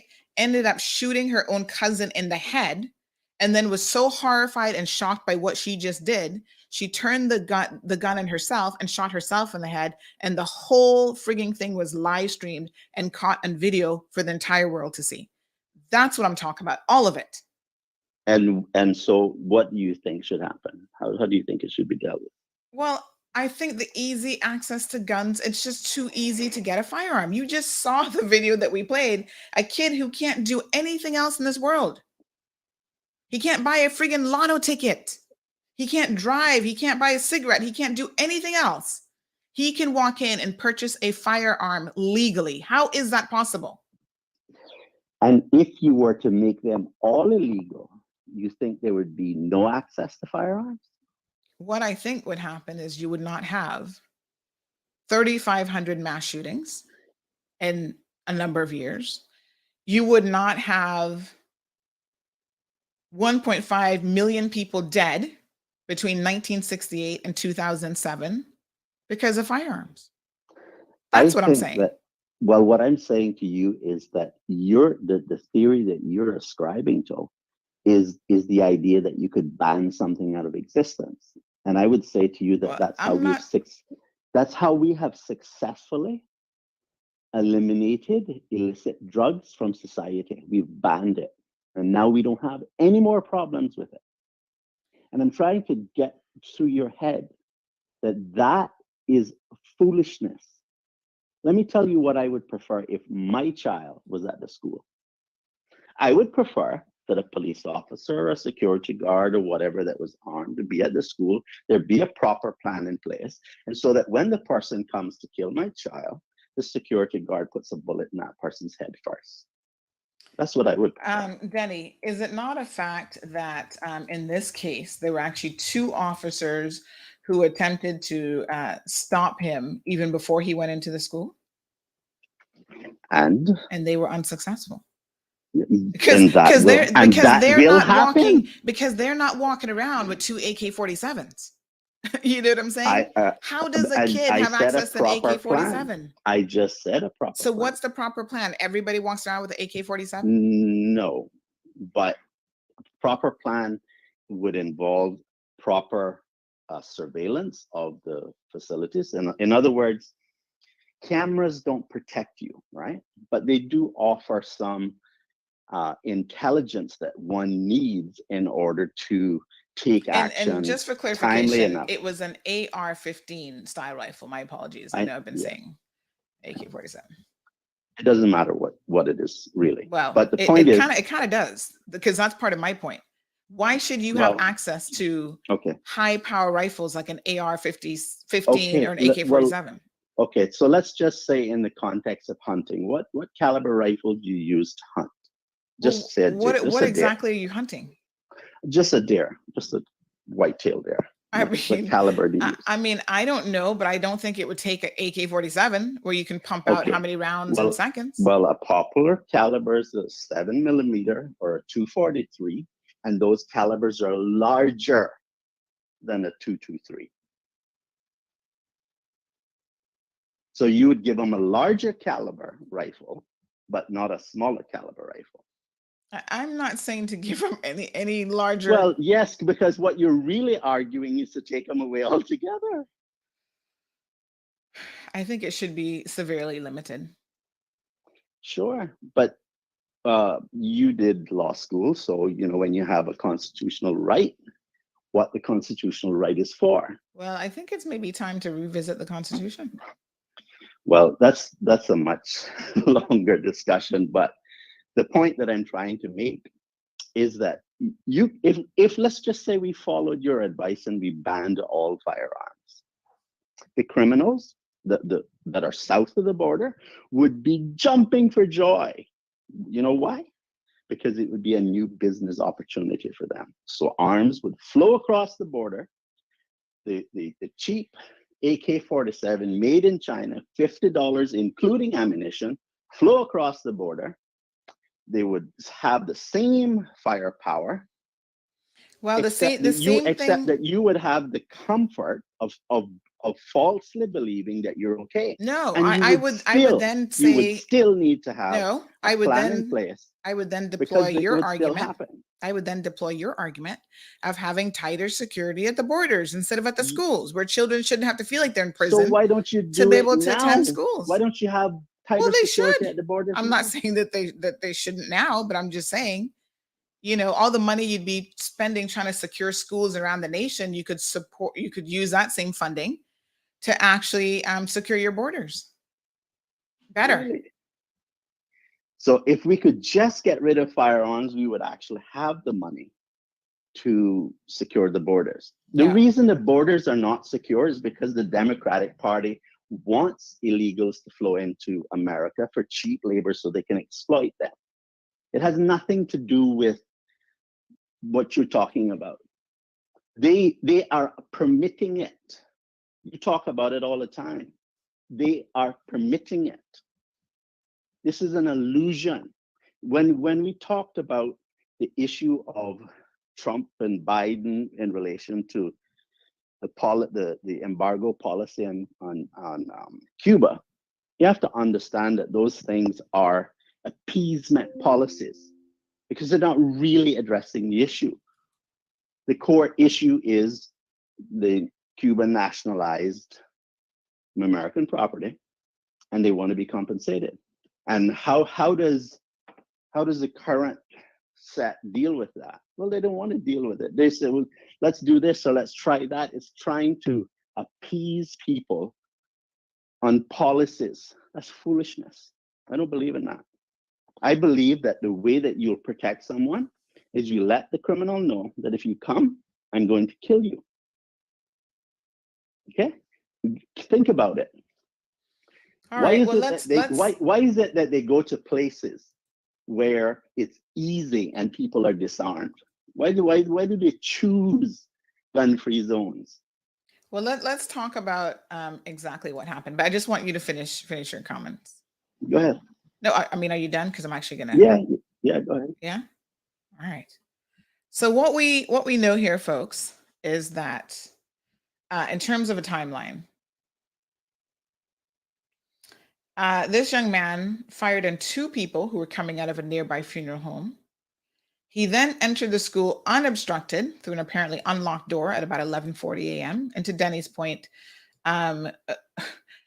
halfway to Denny's point, but not really. You're going to have one security guard at a school, and a guy walks up to you with an AR-15, and what are you going to do? Let me tell you what happened. The first police officers arrived 12 minutes after the crash and did not enter the school to pursue the shooter until 4 minutes after that. Inside, they were driven back by gunfire from Ramos and took cover. So my point is they still couldn't do anything. What sort of security are you talking about to have at a school that would have prevented this young man from entering? 10, 15, 20 people? Well, here's what it took to take him down. The crisis came to an end after a group of Border Patrol tactical officers entered the school roughly an hour later at 12:45. They engaged in a shootout with the gunman, who was holed up in a fourth grade classroom. And moments before 1 p.m., he was killed. During that time, the officers had to call for backup, negotiators, and tactical teams while evacuating students and teachers.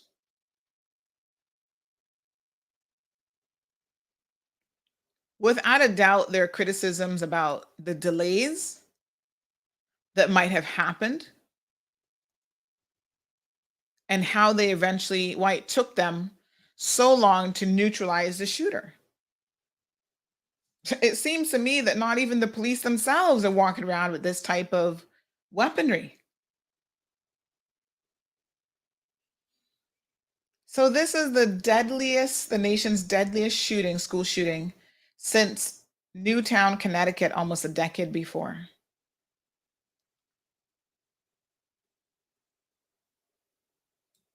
So as it was happening, when you can imagine the chaos, And again, the necessity to think about a plan is really, really important. People were shouting, a woman was shouting, go in there, at the officers soon after the attack began. She was watching from her house across the street. Onlookers say there were more of them. There was just one of him. Well, you have to appreciate that maybe the police didn't know that there was just one of him. He had on tactical gear.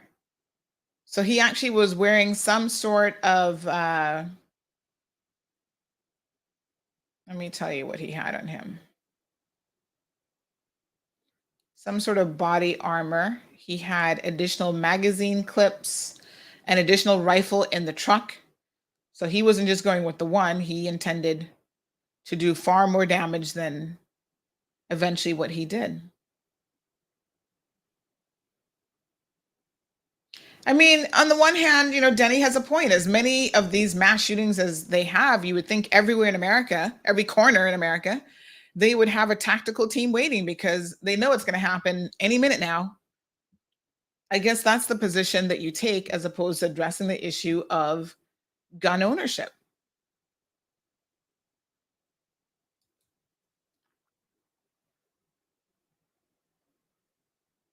Listen to this. Firearm deaths are a fixture in American life. 1.5 million of them between 1968 and 2007.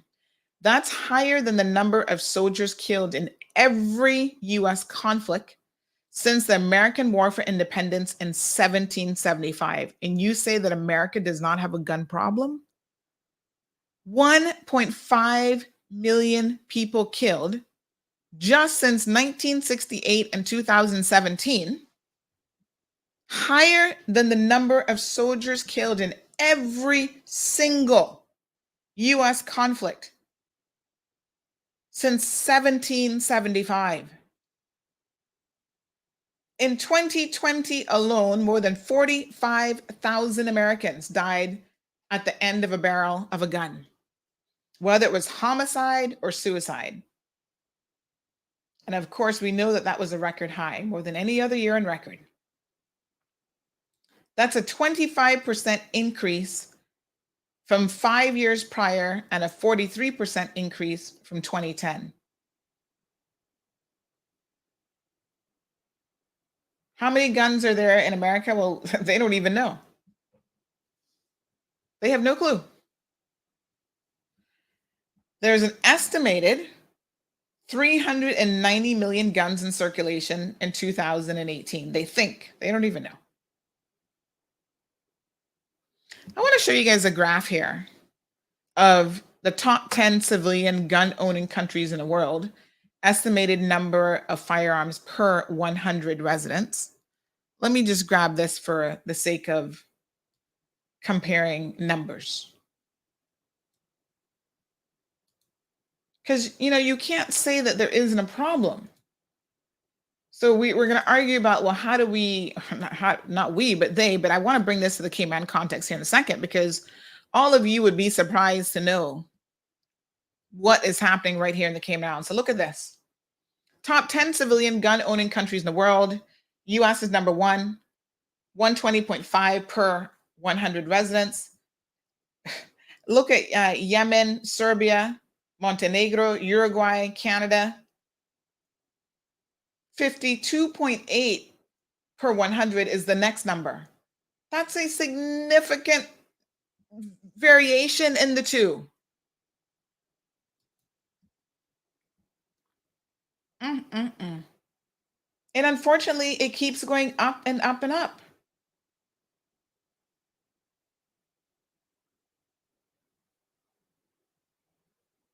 So 7.5 million US adults, just under 3% of the population, became first-time gun owners between January 2019 and April of 2021.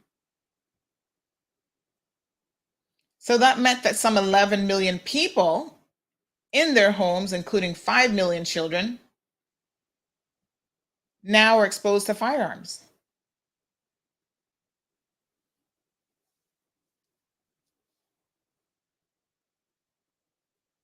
More people So now we talk about, well, what are people doing with the guns?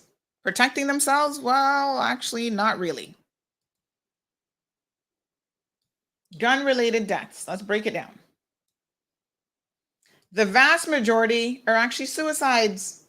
And people like this kid who have an issue, some sort of mental issue, and he's going to take it out on the rest of the world. So, he probably knew he was going to die. He'll go and kill a few people with him. 24,295 suicide versus 19,384 homicide.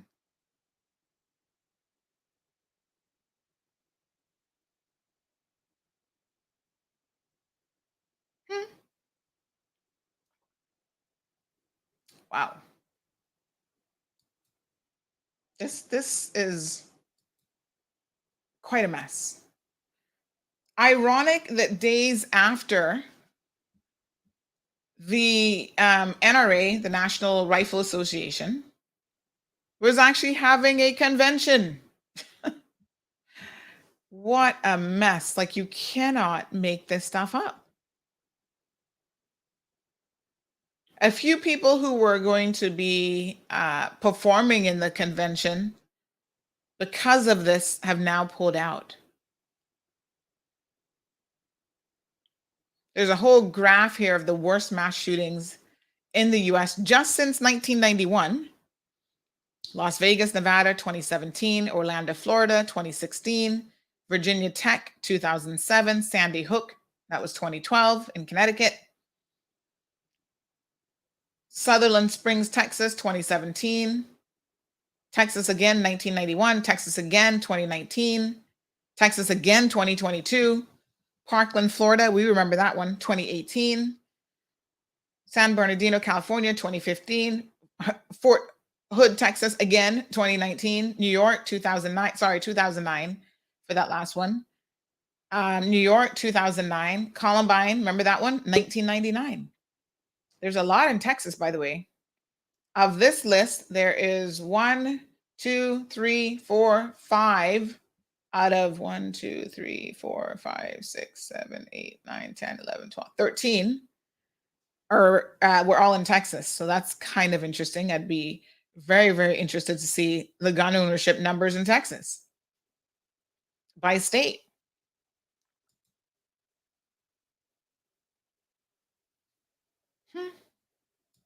All I'm saying is there's clearly a problem here. And there is clearly a connection to the ability and easy access for any and everybody to get access to guns. It's just ridiculous. It should not be this easy, and definitely it should not be this easy to have access to high, powerful weapons meant to kill what? You are never going to kill any deer or any other animal other than a human being with that type of weaponry. To me, it makes absolutely no sense. Somebody shared something about the Republicans saying that the guns are banned at the NRA convention and Trump's speech for safety reasons from the same folks who brought you more guns in schools and supermarkets for safety reasons. Let that sink in.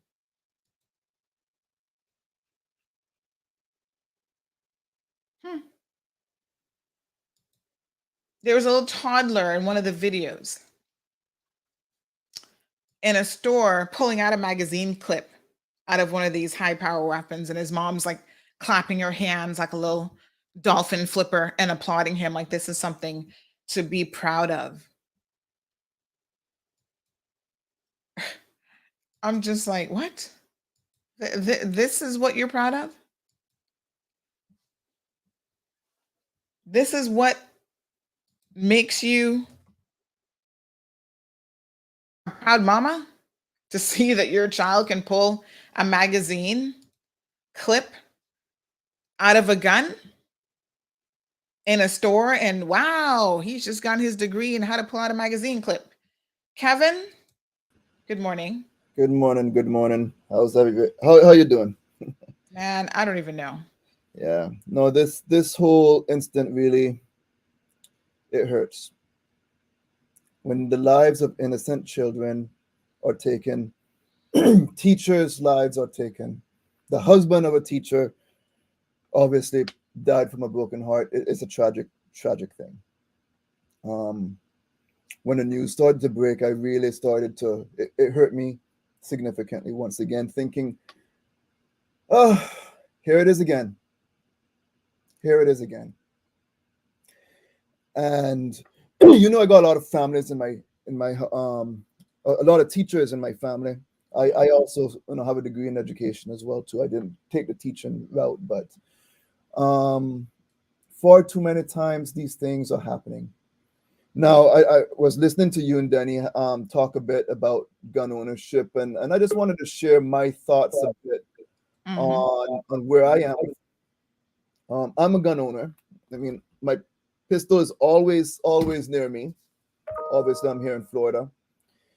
And, I do carry it around for personal protection. The reason, at first, when I first moved to the States, I got some friends here who are in law enforcement who always say, oh, Kevin, you need to get a gun. And our sheriff actually really promotes. So Brady Judd is the sheriff for Polk County. And he always promotes for law-abiding citizens to get a gun. And his statement is, the amount of time it's going to take his officers to come and protect me, I could try to do some damage in the meantime until they're there to protect me or whoever else is in the area. And so he definitely promotes gun ownership. And after having some close or being too close to comfort for incidents that happened again in my area, I was like, well, I'm going to go ahead and get myself my concealed weapons permit, and which is very easy. Again, like you said, it's a little too easy. I spoke to Danny about when I was making up my mind. I spoke to my law enforcement friends here about what to do, and I do go to the range quite often and practice with it, so I get comfortable with it should I ever need it. So Wanda says a handgun is different than an AK-47 and AR-15. And that's exactly where I was going to bring my next comments. There's a difference between having a pistol for self-defense and something like an AR-15 or something a lot more high-powered that's really for killing people and not animals. And so I certainly do not, I believe in the right to bear arms. I believe in that constitutional right here in the United States to bear arms. I do not believe that, again, my interpretation, my personal view, which might differ from a lot of other people and what some legal people might interpret the law to state, but I don't believe my right to bear arm really gives me a right to own certain types of weapons. And so I believe personally that there should be some controls. I do not believe a person that just turned 18 or is 18 or even up to 20 or any age really should own something like that type of weapon. That's where I am with that. I believe, yeah, have a pistol. Sure, you could kill plenty of people with a pistol. Sure, I understand that. But when it comes to those higher powered rifles that tend to be a lot more accurate as well and could just spread a whole lot of bullets a lot faster than you can with a pistol, I have a problem with that. I believe that the pistols are great for your right to bear arms. But when you get into something like a high powered rifle, I believe that should be reserved more for law enforcement, military, or specially trained individuals that, have a purpose for that type of weapon. And this is where our legislators on both sides, the Republicans, the Democrats, that's where they're failing the people here in the United States, because they want to focus on all sorts of other topics. But at the same time, this is happening every few months. The last time we had this very same discussion here in America I think it was in February. Here we are a few months later. And again, I can guarantee that in a few more months, we're going to be having this discussion again. Yeah, we're going to be in summer, but we're going to be having this discussion again. It's not over. And that makes me so upset that we can't find some common ground to figure out, okay, how are we going to address this? I don't have the answers. I don't know what the perfect solution is. But I do know that the current issue, the way it is currently, it's not working. And here's the thing, Kevin. There have been 27 school shootings so far this year. The difference is there's none that have happened at this magnitude. So because it's such a common thing, a lot of it goes under the radar. Desensitized to it. That's what it is. We're desensitized to this type of thing. And then this, I know a lot of people will disagree with me on this very point that I'm about to make. And I don't care. Everyone's entitled to their opinion. This is my opinion. I am not allowed, even as a concealed weapons holder, to go to a pharmacy. I'm not allowed to go on any type of school grounds with my firearm.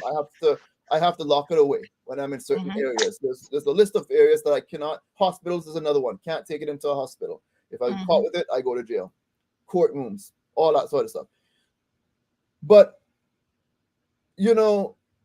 this is where, again, people might disagree. But if we have teachers armed as well, and they have someone that locks themselves into a classroom and shooting at these children, I believe the teacher should, if they are able to and comfortable and they have the legal ability to hold that weapon, I believe they should be allowed to also carry their legally owned firearm. Not saying that some teacher won't go rogue, but the chance of that happening, in my opinion, is much lower than a criminal coming in to do damage.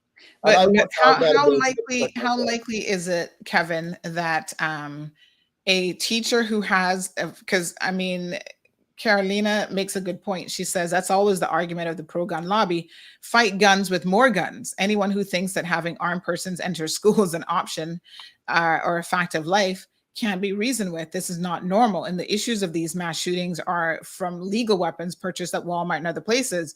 So the question becomes, right, you arm teachers. Every single teacher in America now has a gun. I wouldn't say, I would say those who want to be able to, if they feel comfortable enough and say, hey, I want to be able to protect my children as well as myself, I want to have that right. I believe that should be a right because, again, America is a different place than most of the world. The gun culture is not going to go away. The guns are here to stay. It's like if you get certain type of diseases, it's there to stay. You just got to learn to manage it. So if I have the legal ability to hold a firearm, I should be able to protect myself. You said that 911 call was what, 15 or so minutes before the officers was able to engage that suspect? Well, I could start to protect people within that time period before the specialty officers come in to try with your single firearm, you were going to go up against an AR. Absolutely. I would rather go up against that than my fist or duck and hide in somewhere where I'm probably going to get shot up anyway, just like everybody in that classroom except the one person that got lucky because I read the article. She smeared blood all over her. She was a smart little girl. She smeared blood over her. She got shot and she played dead. I would rather go down fighting for my life and the life of others. Even though I might lose, at least I might be that person to take out that threat.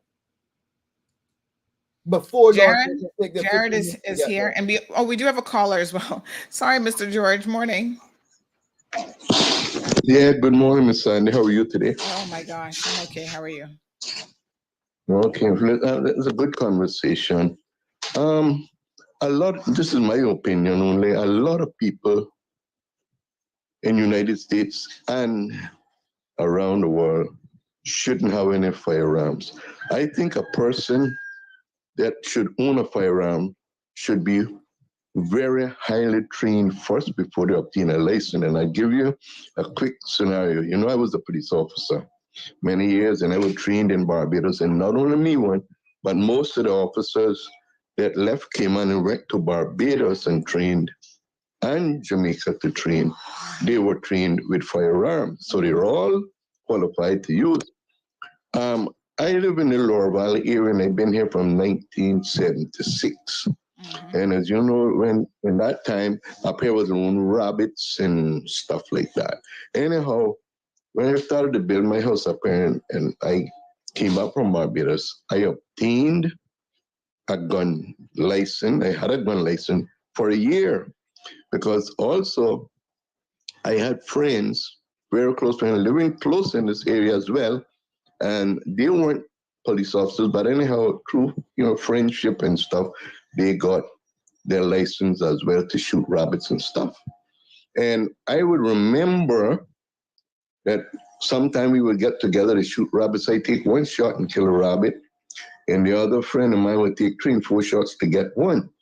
He had the license, which I had the license at that time, but my license After it was expired, I went back to renew it, and they wouldn't renew my license.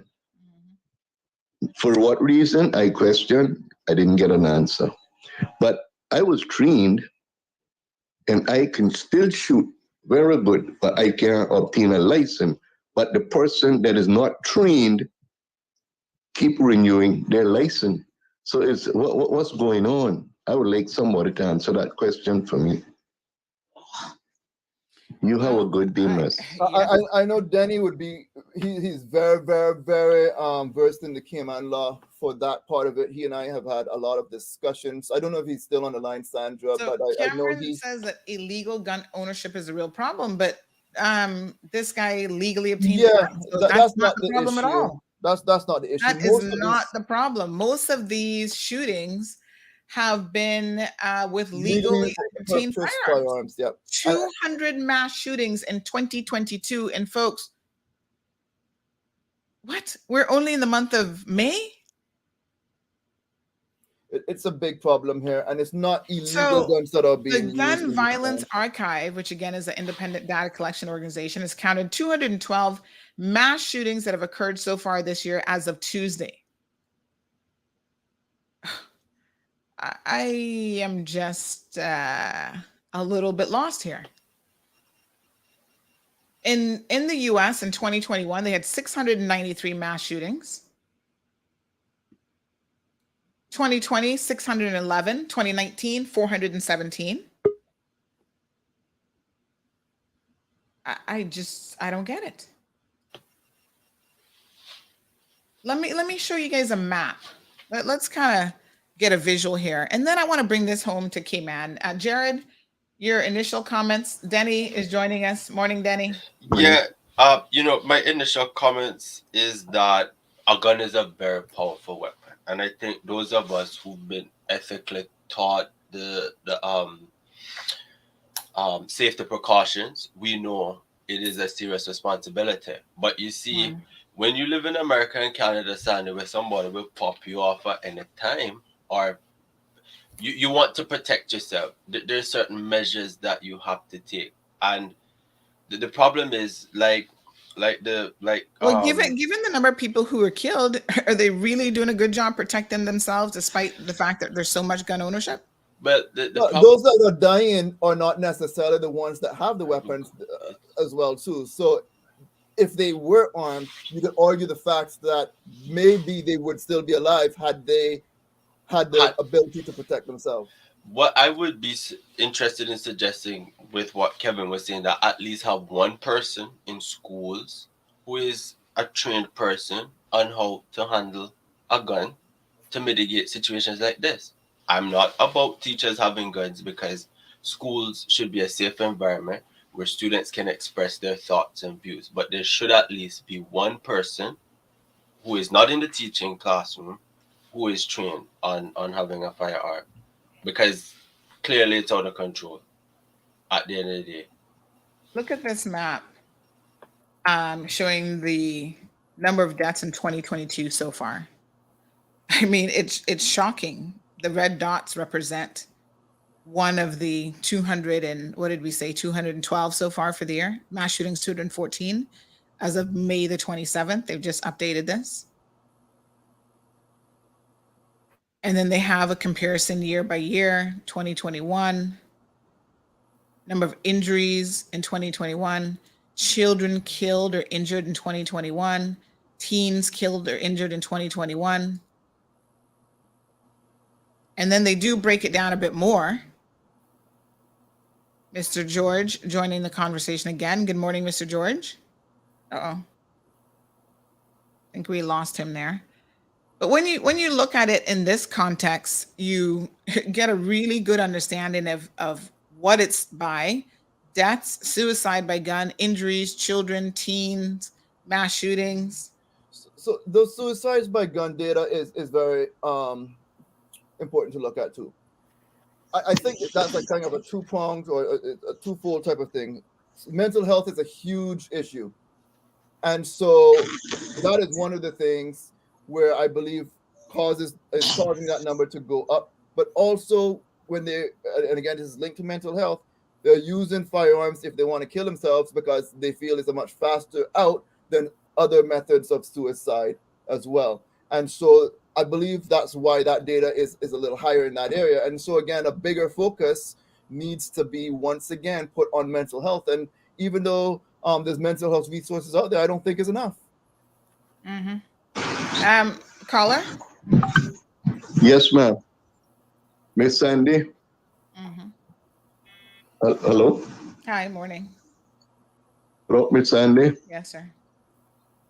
Sorry, it's me again. No problem. I know Dan is listening, Dan Warren is listening. And I would like him to call back in and give me an answer. Like I say, I was a police for many years. I qualified to have a gun license. And when I came up in this area to live, it wasn't like how it is now. And I had a gun license then. And I tried like 3 or 4 times after that, and they just wouldn't give it to me. Why? And I don't have any criminal record. Maybe he could call in and make the public know, because there's a lot of people that getting firearm license here in Cayman. I know I've talked to people and they have no training at all. So why do they have a gun license if they're not trained? I believe if you have a car and you want to drive, you should have a license to drive. Then you have to learn to drive to receive the license. That's the same way with a firearm, which they're much different than a car. So I wish Danny Warren would call in and let me hear He's on his the show, opinion. don't worry. Well, Mr. George, can you hear me? Yes, sir. My number is 926-0716. We can talk about your details because I would need to know some specifics off on the phone instead of over the air, unless you want to talk about it over the air. Well, let's take that conversation. But just 926, what is the number? 0716. What is it? But generally speaking, 0716. Yeah. Okay. Thank you. You're welcome. All right. Let me show you guys something, because I do want to bring this conversation a little bit closer to home. Because talking about America's gun problem is fine. Someone just sent me a diagram that is so incredibly true. And they say that this is the cycle. Let's just have a look at this. This is a cycle of what happens. Mass shooting, thoughts and prayers, Facebook debates, everyone forgets, Congress does nothing, crickets chirping, and then mass shooting again. And just the vicious cycle starts all over. So, and that is true. But Sandra, look at the very important thing at the bottom right. Did you notice that? Which part? The 11617. That graphic was done in 2017. In 2017, yeah, and nothing we are has still changed. here talking about it in 2022. Exactly. And so I want us to talk about something now, folks, that maybe we can do something about. So I want to show you guys a video that is in circulation. I received it yesterday from a Cayman Islands high school. So now we're talking about gun violence and this mentality that everybody should be walking around with guns and firearms. Look at what our young people are doing in our schools. Yo, how you gun, son? You gun? Yo, Peter, how you gun, son? Block, block, block. Yo, how you gun, son? Yo, how on my gun, son? Stop, Jaden. Yo, how you gun, son? Chow, how you gun, son? Your mama. Gene, how you gun, son? How you gun, son? Yo, how you gun, son? Yeah. So I don't know who did he say his name was Jaden? Do we need to watch it again? Maybe some of y'all missed it, especially parents. If you got a son named Jaden, you better try and find him today. Once more. Yo, how you gun, son? You gun? Yo, Peter, how you gun, son? Block, block, block. Yo, how you gun, son? Yo, how on my gun, son? Stop, Jaden. Yo, how you gun, son? Chow, how you gun, son? Your mama. Gene, how you gun, son? How you gun, son? Yo, how you gun, son?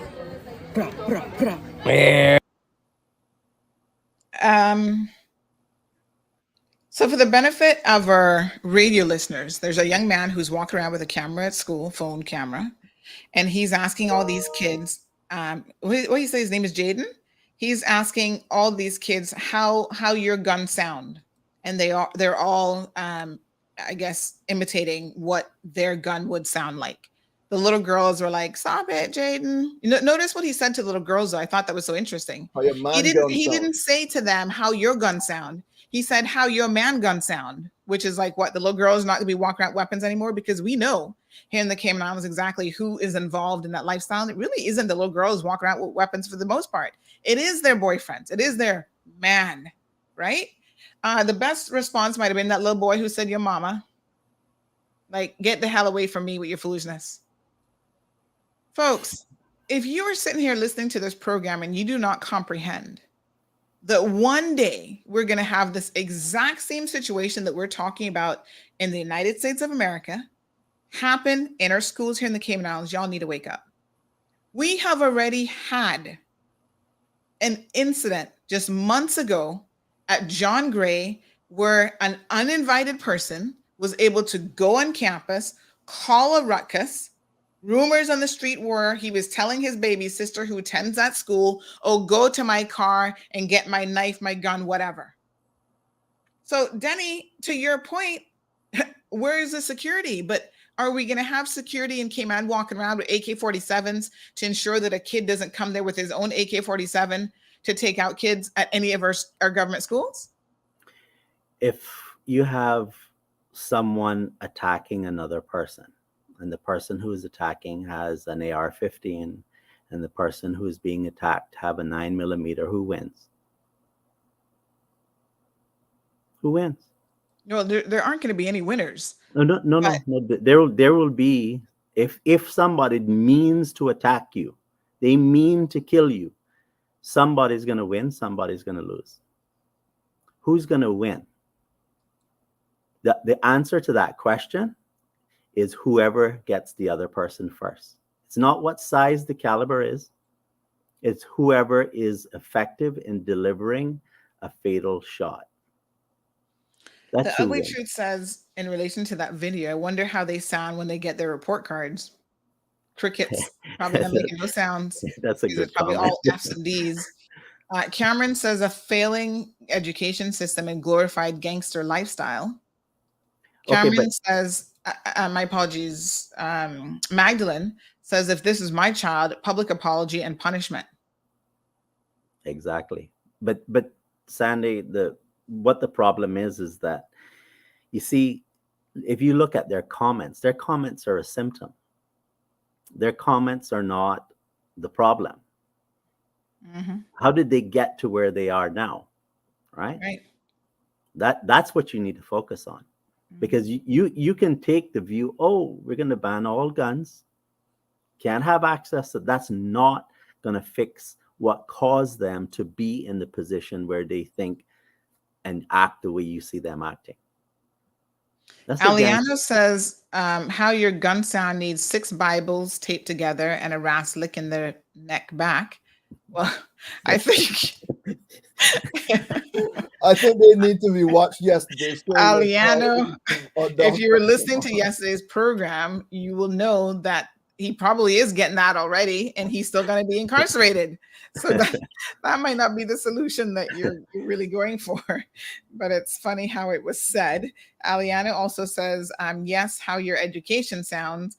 Cameron says the same cycle happening with our mass misadministration. Lord have mercy. We actually need to take a commercial break this morning. Let's take the opportunity now to do that. We've got about half an hour remaining in the program, folks. I don't even know what to say, but let's just take a quick break. At the HSA, we know that your time is a precious resource and want to help you spend it wisely. Avoid the wait and request your prescription refills through our website, WhatsApp, or by calling the pharmacy. Use our delivery service if you are vulnerable, elderly, or a civil servant, or pick them up the next day. Your secure health records are at your fingertips with our My HSA Patient Portal and Healthy Life app.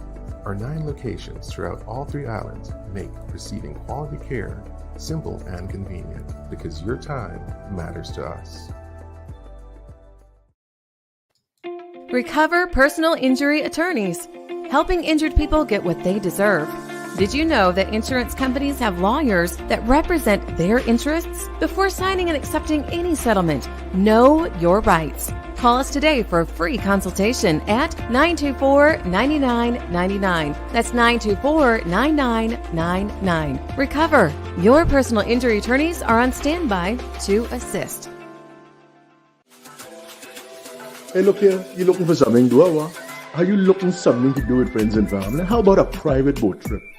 Enjoy popular locations like Stingray City, Starfish Point, Rum Point, or Cayman on a trip with WG Charters. Private boating is only $400 CI or $500 US. Take him or her out on an evening date and cruise around the North Sound for that beautiful sunset or romantic night cruise for only $300. Visit WGCharters.com or look for WG Charters on Facebook, Instagram, or WhatsApp 345-923-1741. WG Charters. My choice. At Innovative Building Products, we provide professional builders and homeowners with the highest quality materials from top brands worldwide. Tiling tools, waterproofing systems, fin sets, self-levelers, grout, along with porcelain floor and wall tiles. Our products are 100% guaranteed, promise 100% satisfaction, and beat competitor pricing. Pallets of materials are ready to go. Quick and easy convenience to get you in and out within 5 minutes.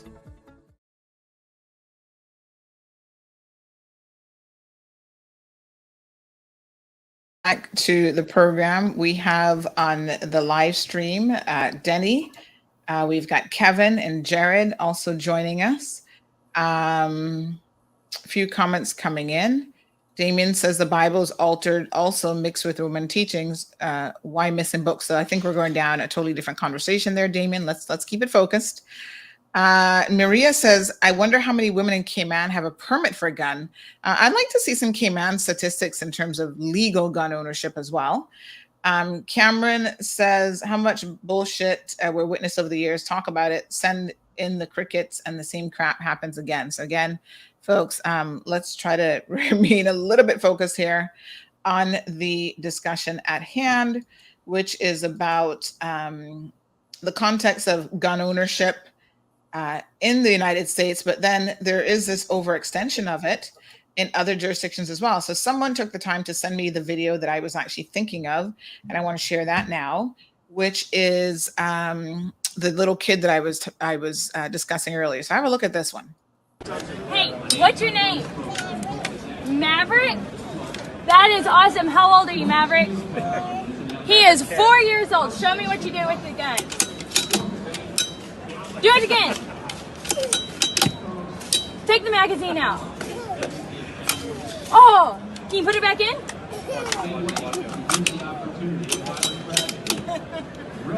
Okay. Yeah, get it done. Whoa. That is adorable. I'm guessing this is at the some gun convention, probably the one that they're having right now as we speak. And National Rifle Association, I think their gun convention started today. A 4-year-old playing with what weapon was that, Denny? You're the expert here. That's an AR-15. That's an AR-15. No, that one. There's not an AR-15. That's a bolt action rifle. But it's what you got to realize, Sandy, is that you're going down the road thinking that somehow you can just limit gun access and solve the problem. And that's not going to happen, right? What the problem is just like those children that you showed the video of in the school, there's something happening in their homes, right? And that means that they are oriented towards a culture that is, you can see from that activity that they are gang related. That's not gun culture as in I own a firearm. That's more towards the gang mentality, the rapper mentality. And you have to remember that music is addressing social issues. So until you get around to the point of dealing with the issues that's causing people to take certain positions, they're going to take those positions. And you just showed a video of them showing a certain attitude. I don't like what I saw there. My children better not have that kind of attitude. The point I'm trying to make to you is that when it comes right down to it, what's going to matter to you, whether your child comes home to you or not, is whether there's a proper plan in place at the facility and whether they are properly equipped. Like, for example, you shouldn't just have doors open. Those doors should be shut. And if the doors are opened, meaning locked, meaning you can get out of the building, but you just can't walk into the building, you have to control how people come into the building. And you need to have a monitoring system that gives you the ability to have a bird's eye and comprehensive view of what's happening around you. So you want to see that danger is coming from a distance. So while a camera is not going to protect you, it'll give you signals that says, hey, I need to prepare. Right? And that is the difference between. Let's look let at. Let me finish my thought, please, because I really, it doesn't make sense to have a conversation where everything I try to say gets cut off. That doesn't work. Well, I'm going to ask you to try to complete the thoughts on a little bit quicker time so we can move the conversation along, but go ahead. If you don't have that ability, you will always end up with the situation that existed with this one in Texas, where the cops are showing up after the fact. They're at a disadvantage. They have to try to assess what's going on because they were not there and didn't see it unfolding and don't really know what to make of it. But if you had someone who was stationed at the facility, had proper surveillance equipment that could see what was unfolding, that someone just couldn't walk through an unlocked door down in the back that was not properly monitored and do what he wanted to do, you're always going to be back to this situation. So the truth of the matter is that the reason why we're having this conversation again is because that kind of planning and provisions were never made. Mm-hmm. Let's have a look at something here. There's an article here called "Does Gun Controls Work?" All right, this is updated. It was originally, I think, written in 2018, but they updated it 2 days ago in light of the new Texas shooting again. So Australia has had one mass shooting since 1996. The United States of America has had more than 200, as we just said, in 2002 alone. Latest shooting, we've gone over all the details there. The question becomes, other countries with tighter gun laws have actually been successful, and Australia is a case study. The government passed the National Firearm Agreement, the NFA, which was a sweeping set of gun regulations in 1996. According to the most recent data available from 1996 to 2015, the annual number of gun-related homicides decreased from 516 to 211. Before 1996, the country had seen 14 mass shootings. And of course, the one that led to the sweeping gun reform was April 96, which is the worst mass murder in Australia's history, where a gunman named Martin Bryant killed 35 people and injured 24 others at a seaside resort in Tasmania. 12 days later, the government instituted the NFA, which includes three main provisions: tight gun controls and semi-automatic weapons and full automatic weapons, a national registry of firearm owners, and a buyback program so that Australians could sell back their guns to the government. Can you tell us a significant reduction in gun-related homicides? Can you tell us what the homicide rate has been since then? I just did. No, you told us about I guns. said it decreased. Gun-related homicides decreased from 516 to 211. The latest dates available were 2015. So that's from 1996 to 2015. That's gun related. What has the overall homicide rate been? Because you see, what you're focusing on, Well, is clearly people knives being are not a killed. problem. No, but you're focusing on what's the problem with guns, and you're not focusing on what's the problem with killing, regardless of the method.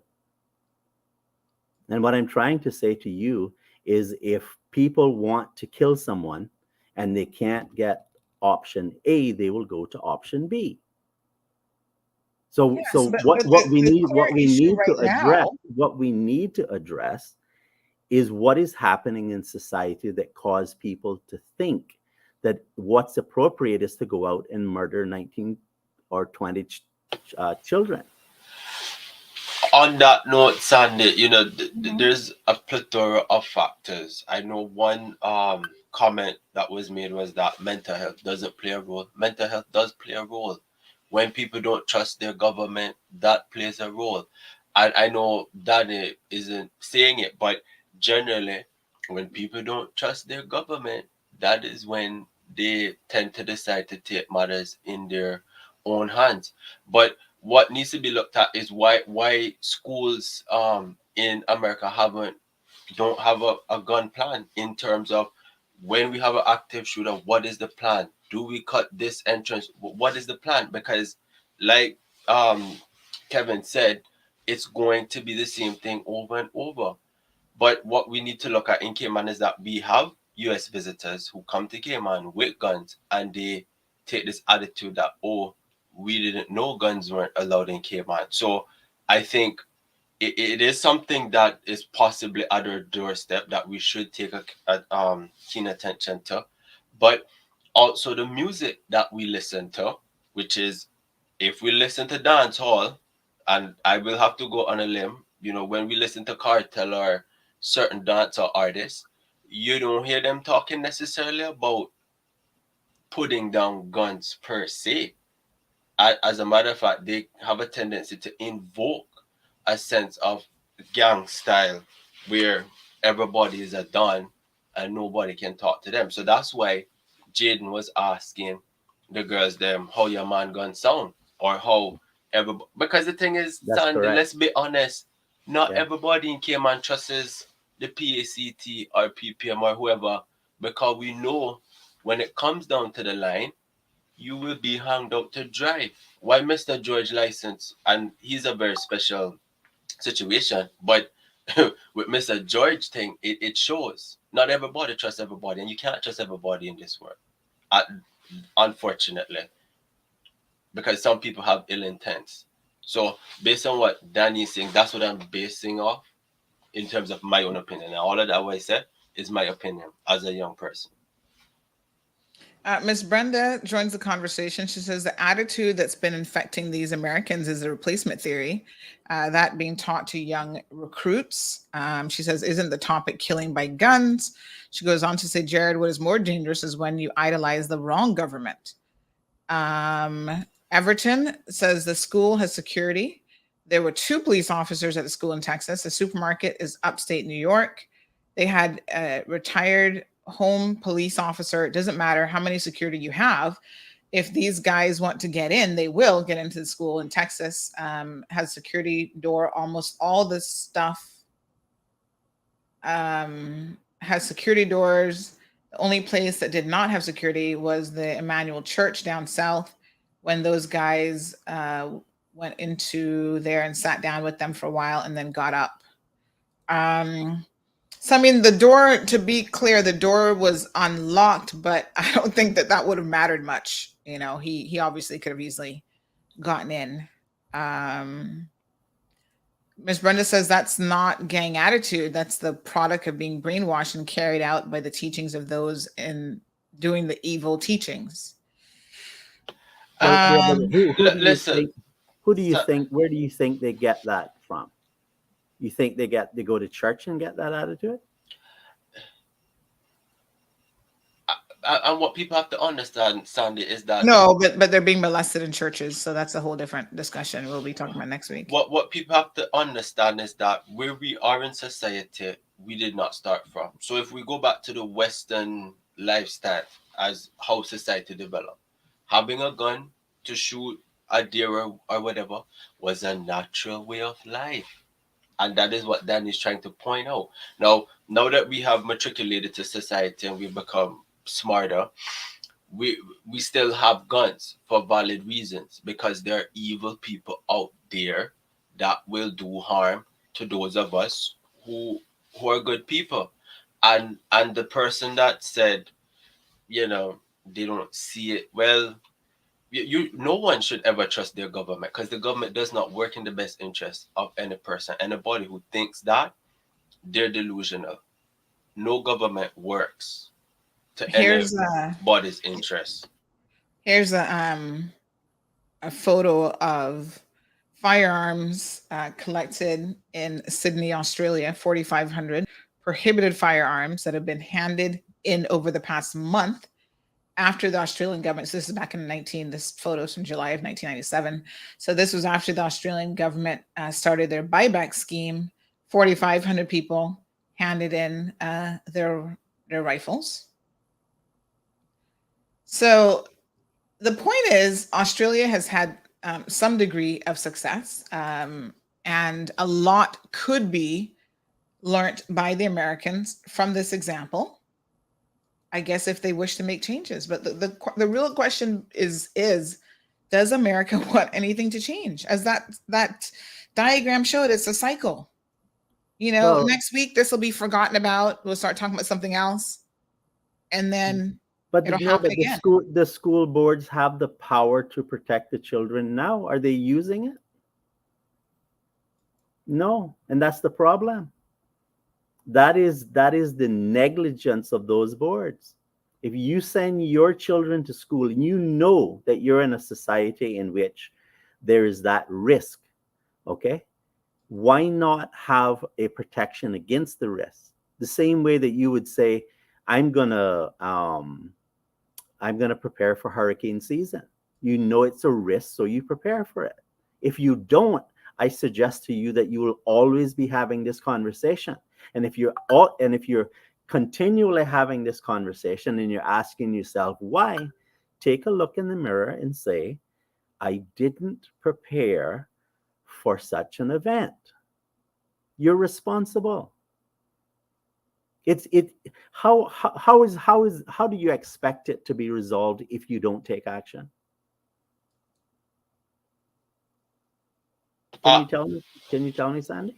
Well, you need to take some action. I think where we are going to probably continue to have a difference of opinion is what type of action is required. So you're advocating the abolition of private firearm ownership?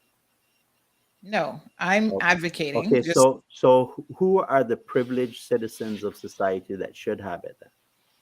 I think that there are control mechanisms in place, such as making someone wait 28 days, which they do in Australia, after you've applied for a firearm license to be able to be able to purchase a firearm. I don't think that I should be able to walk into my local Walmart, which I know a lot of Walmarts, I think, have now done away with this, but I shouldn't be able to walk into a local store and walk out, as we saw in the earlier video, with a firearm in my hand at the age of 18 years old. So Sandra, I want to just kind of, I've been doing some quick research as the conversation is going on, because I really don't know a whole lot about Australia's the way they've handled the gun situation. But Denny did ask a very good question regarding the homicide rate. And from what I'm reading, it does show that the homicide rate has risen in Australia over the last year by 16%.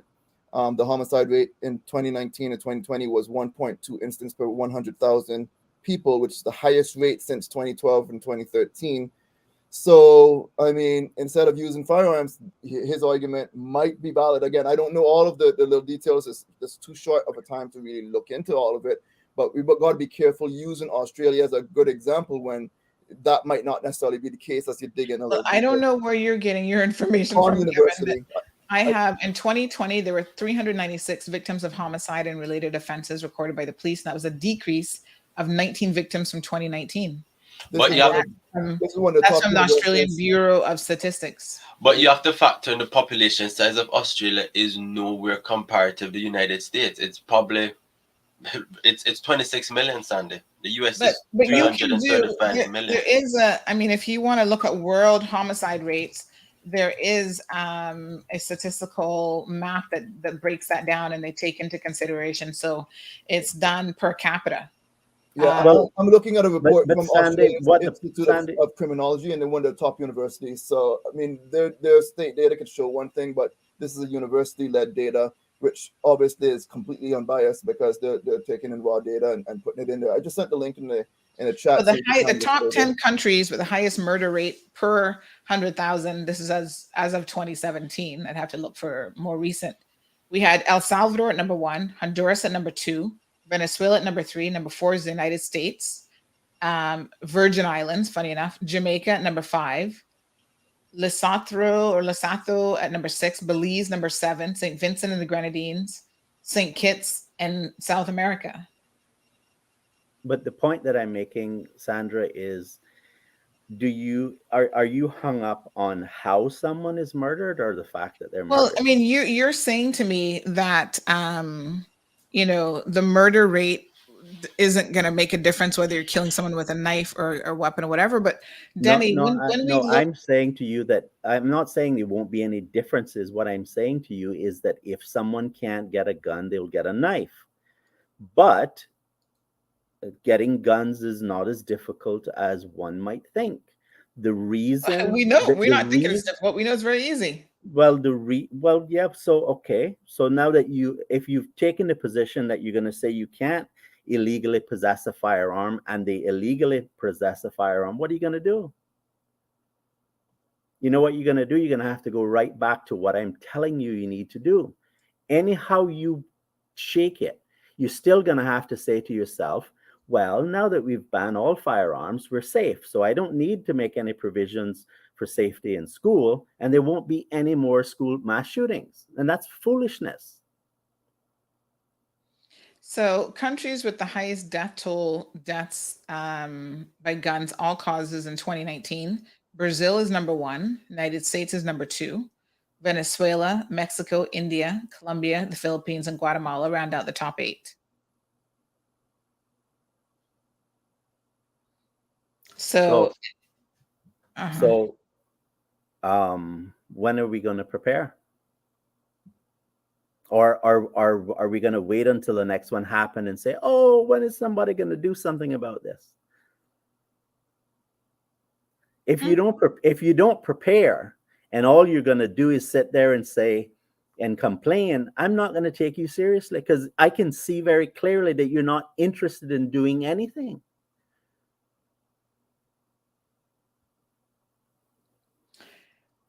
Here's a note, and then we're going to have to start to wrap up the program. It says, in contrast to the US and Latin America, gun deaths are extremely rare in countries like Japan, the United Kingdom, Norway, and Australia. These countries have implemented incentives or passed legislation to decrease the number of firearms in circulation.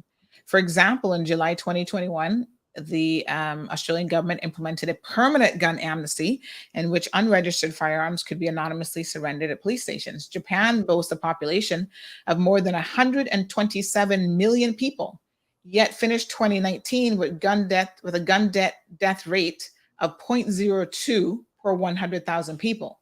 One major factor in this success is that the Japanese people have one of the strictest gun laws in the world. For Japanese citizens to purchase a gun, they must attend an all-day class, pass a written exam, and complete a shooting range test, scoring at least 95% accuracy. Candidates will also receive a mental health evaluation performed at a local hospital and will have a comprehensive background check done by the government. Only shotguns and rifles can be purchased, and the class and exam must be retaken every 3 years. So a shotgun can be just as dangerous as the AR-15, Sandy, I would just add that Canada has that same procedure, which seems to work, which resulted from a mass shooting, but each country is different. Culture, situational analysis, and comparative. The gun culture in America is akin to Caymanians and their Christianity. That's what I'm trying to say. So it's not as if what we're saying No, is that I mean, we understand that the gun culture is the biggest hurdle to overcome. There's no two ways about it. But like Dennis said, is how many people are going to have to be innocently killed before that gun culture starts to change? Cultures change every single day. Yeah, but mindsets change and shift every single day. But preparation in mitigating that gun violence in schools is the key. Because legislation is part of the problem, of the solution. It can be part of the solution. Like Denny mentioned on, I think, Monday, Tuesday, those politicians, Congress people, are being lobbied by NRA. So if those Congress people don't follow what the NRA, they will be out of a seat. That is the reality. And Denny mentioned it. So it's how much money you got in your pocket to defend the real change. And those Congress people don't have it because they're being lobbied. Millions of dollars. Sandy, this is just a comment. We got a few more minutes in the program. Comment from one of our listeners says, where does Denny think all these guards for the schools are coming from, given the insane number of schools that spread across the U.S., day-to-day jobs can't get regular employees. So where are all of these volunteer security guards going to come from when this now becomes a potentially high-risk position? Yeah. And that's been one of the discussions after Sandy Hook and a couple of the other ones that we've had here in Florida, actually. In my county, they do have a program called the Guardian program. Again, and they do have officers that come in and they're pretty much on the campus and stuff. But again, to your point, Sandy, there is a huge shortage in those individuals, and doing some of these protective things to safeguard schools does come at a significant expense that's not necessarily just available for them to automatically be able to pick up that extra bit of expense. So again, where do if you want to call it gun control or gun regulation, how can we massage those laws and create them in such a way to help increase public safety? I don't have the answer, but it's something that definitely needs to be prioritized, explored, and passed through some sort of legislation and how better to handle it, because the current way is not a good way, and we need to figure out what steps we need to take to get there is my point. Whether right, teachers choose to be a part of just pause right there, Denny, for me. We do have to say goodbye to our radio audience. So if you're tuned into Bobo 89.1 FM, thank you so much. We hope that you guys have a safe weekend. Every single Friday, I try to remind people going into the weekend, please stop the drinking and driving. I'm going to say it again today, and I hope it makes a bit of a difference. Have a safe weekend. Thank you for tuning in to another episode of The Cold Hard Truth on Bobo 89.1 FM. Cayman's #1 talk show is live weekdays from 7:30 a.m. Never miss an episode again. Watch anytime on CMR's Facebook and YouTube channels for the latest show episodes. Don't forget to follow us online on our social media channels. And visit CaymanMarlRoad.com for all the latest news and community happenings.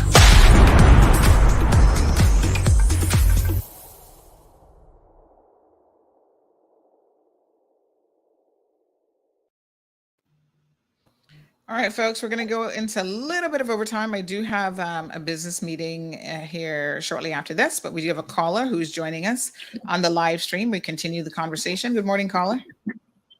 Hi, good morning. I've been listening to the topic today, and it's not only very interesting, it's very sad.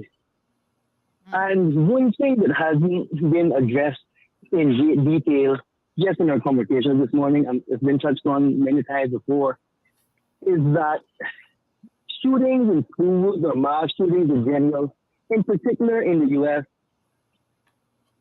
I can guarantee every single shooter has exhibited signs of depression, negative behavior, withdrawn from friends, some mental issues that was not paid attention to, not tackled, not questioned, not queried by the teachers or by the parents or their close friends and family. That is an issue that has to be addressed, because guns don't kill people. You can have guns on the ground, along the road, you can pick them up and take them, and guns don't kill people. The mental state of a person's mind is what causes most violence, because no one is going to wake up in the morning for no reason and decide I'm going to go shoot all my friends and everybody at school or at a workplace. Something triggers it, and they show signs of them going off the dark path or into a dark place weeks, days, months before. And those signs aren't addressed for several reasons. And most of the time, it's because they're not addressed because the parents and or teachers are scared, don't want to accept the fact that their child, friend, or loved one is struggling with some mental issue. I'm not a psychologist, but I am a firearm user. I've carried firearms in my job many years, often high-powered firearms, and gun owner responsibility is the most important thing.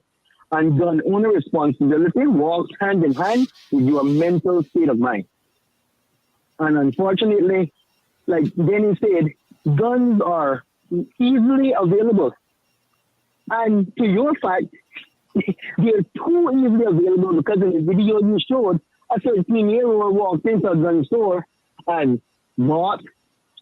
He could have got any firearm he wanted. There's no questions asked, but he couldn't go to a store and buy a beer or a pack of cigarettes.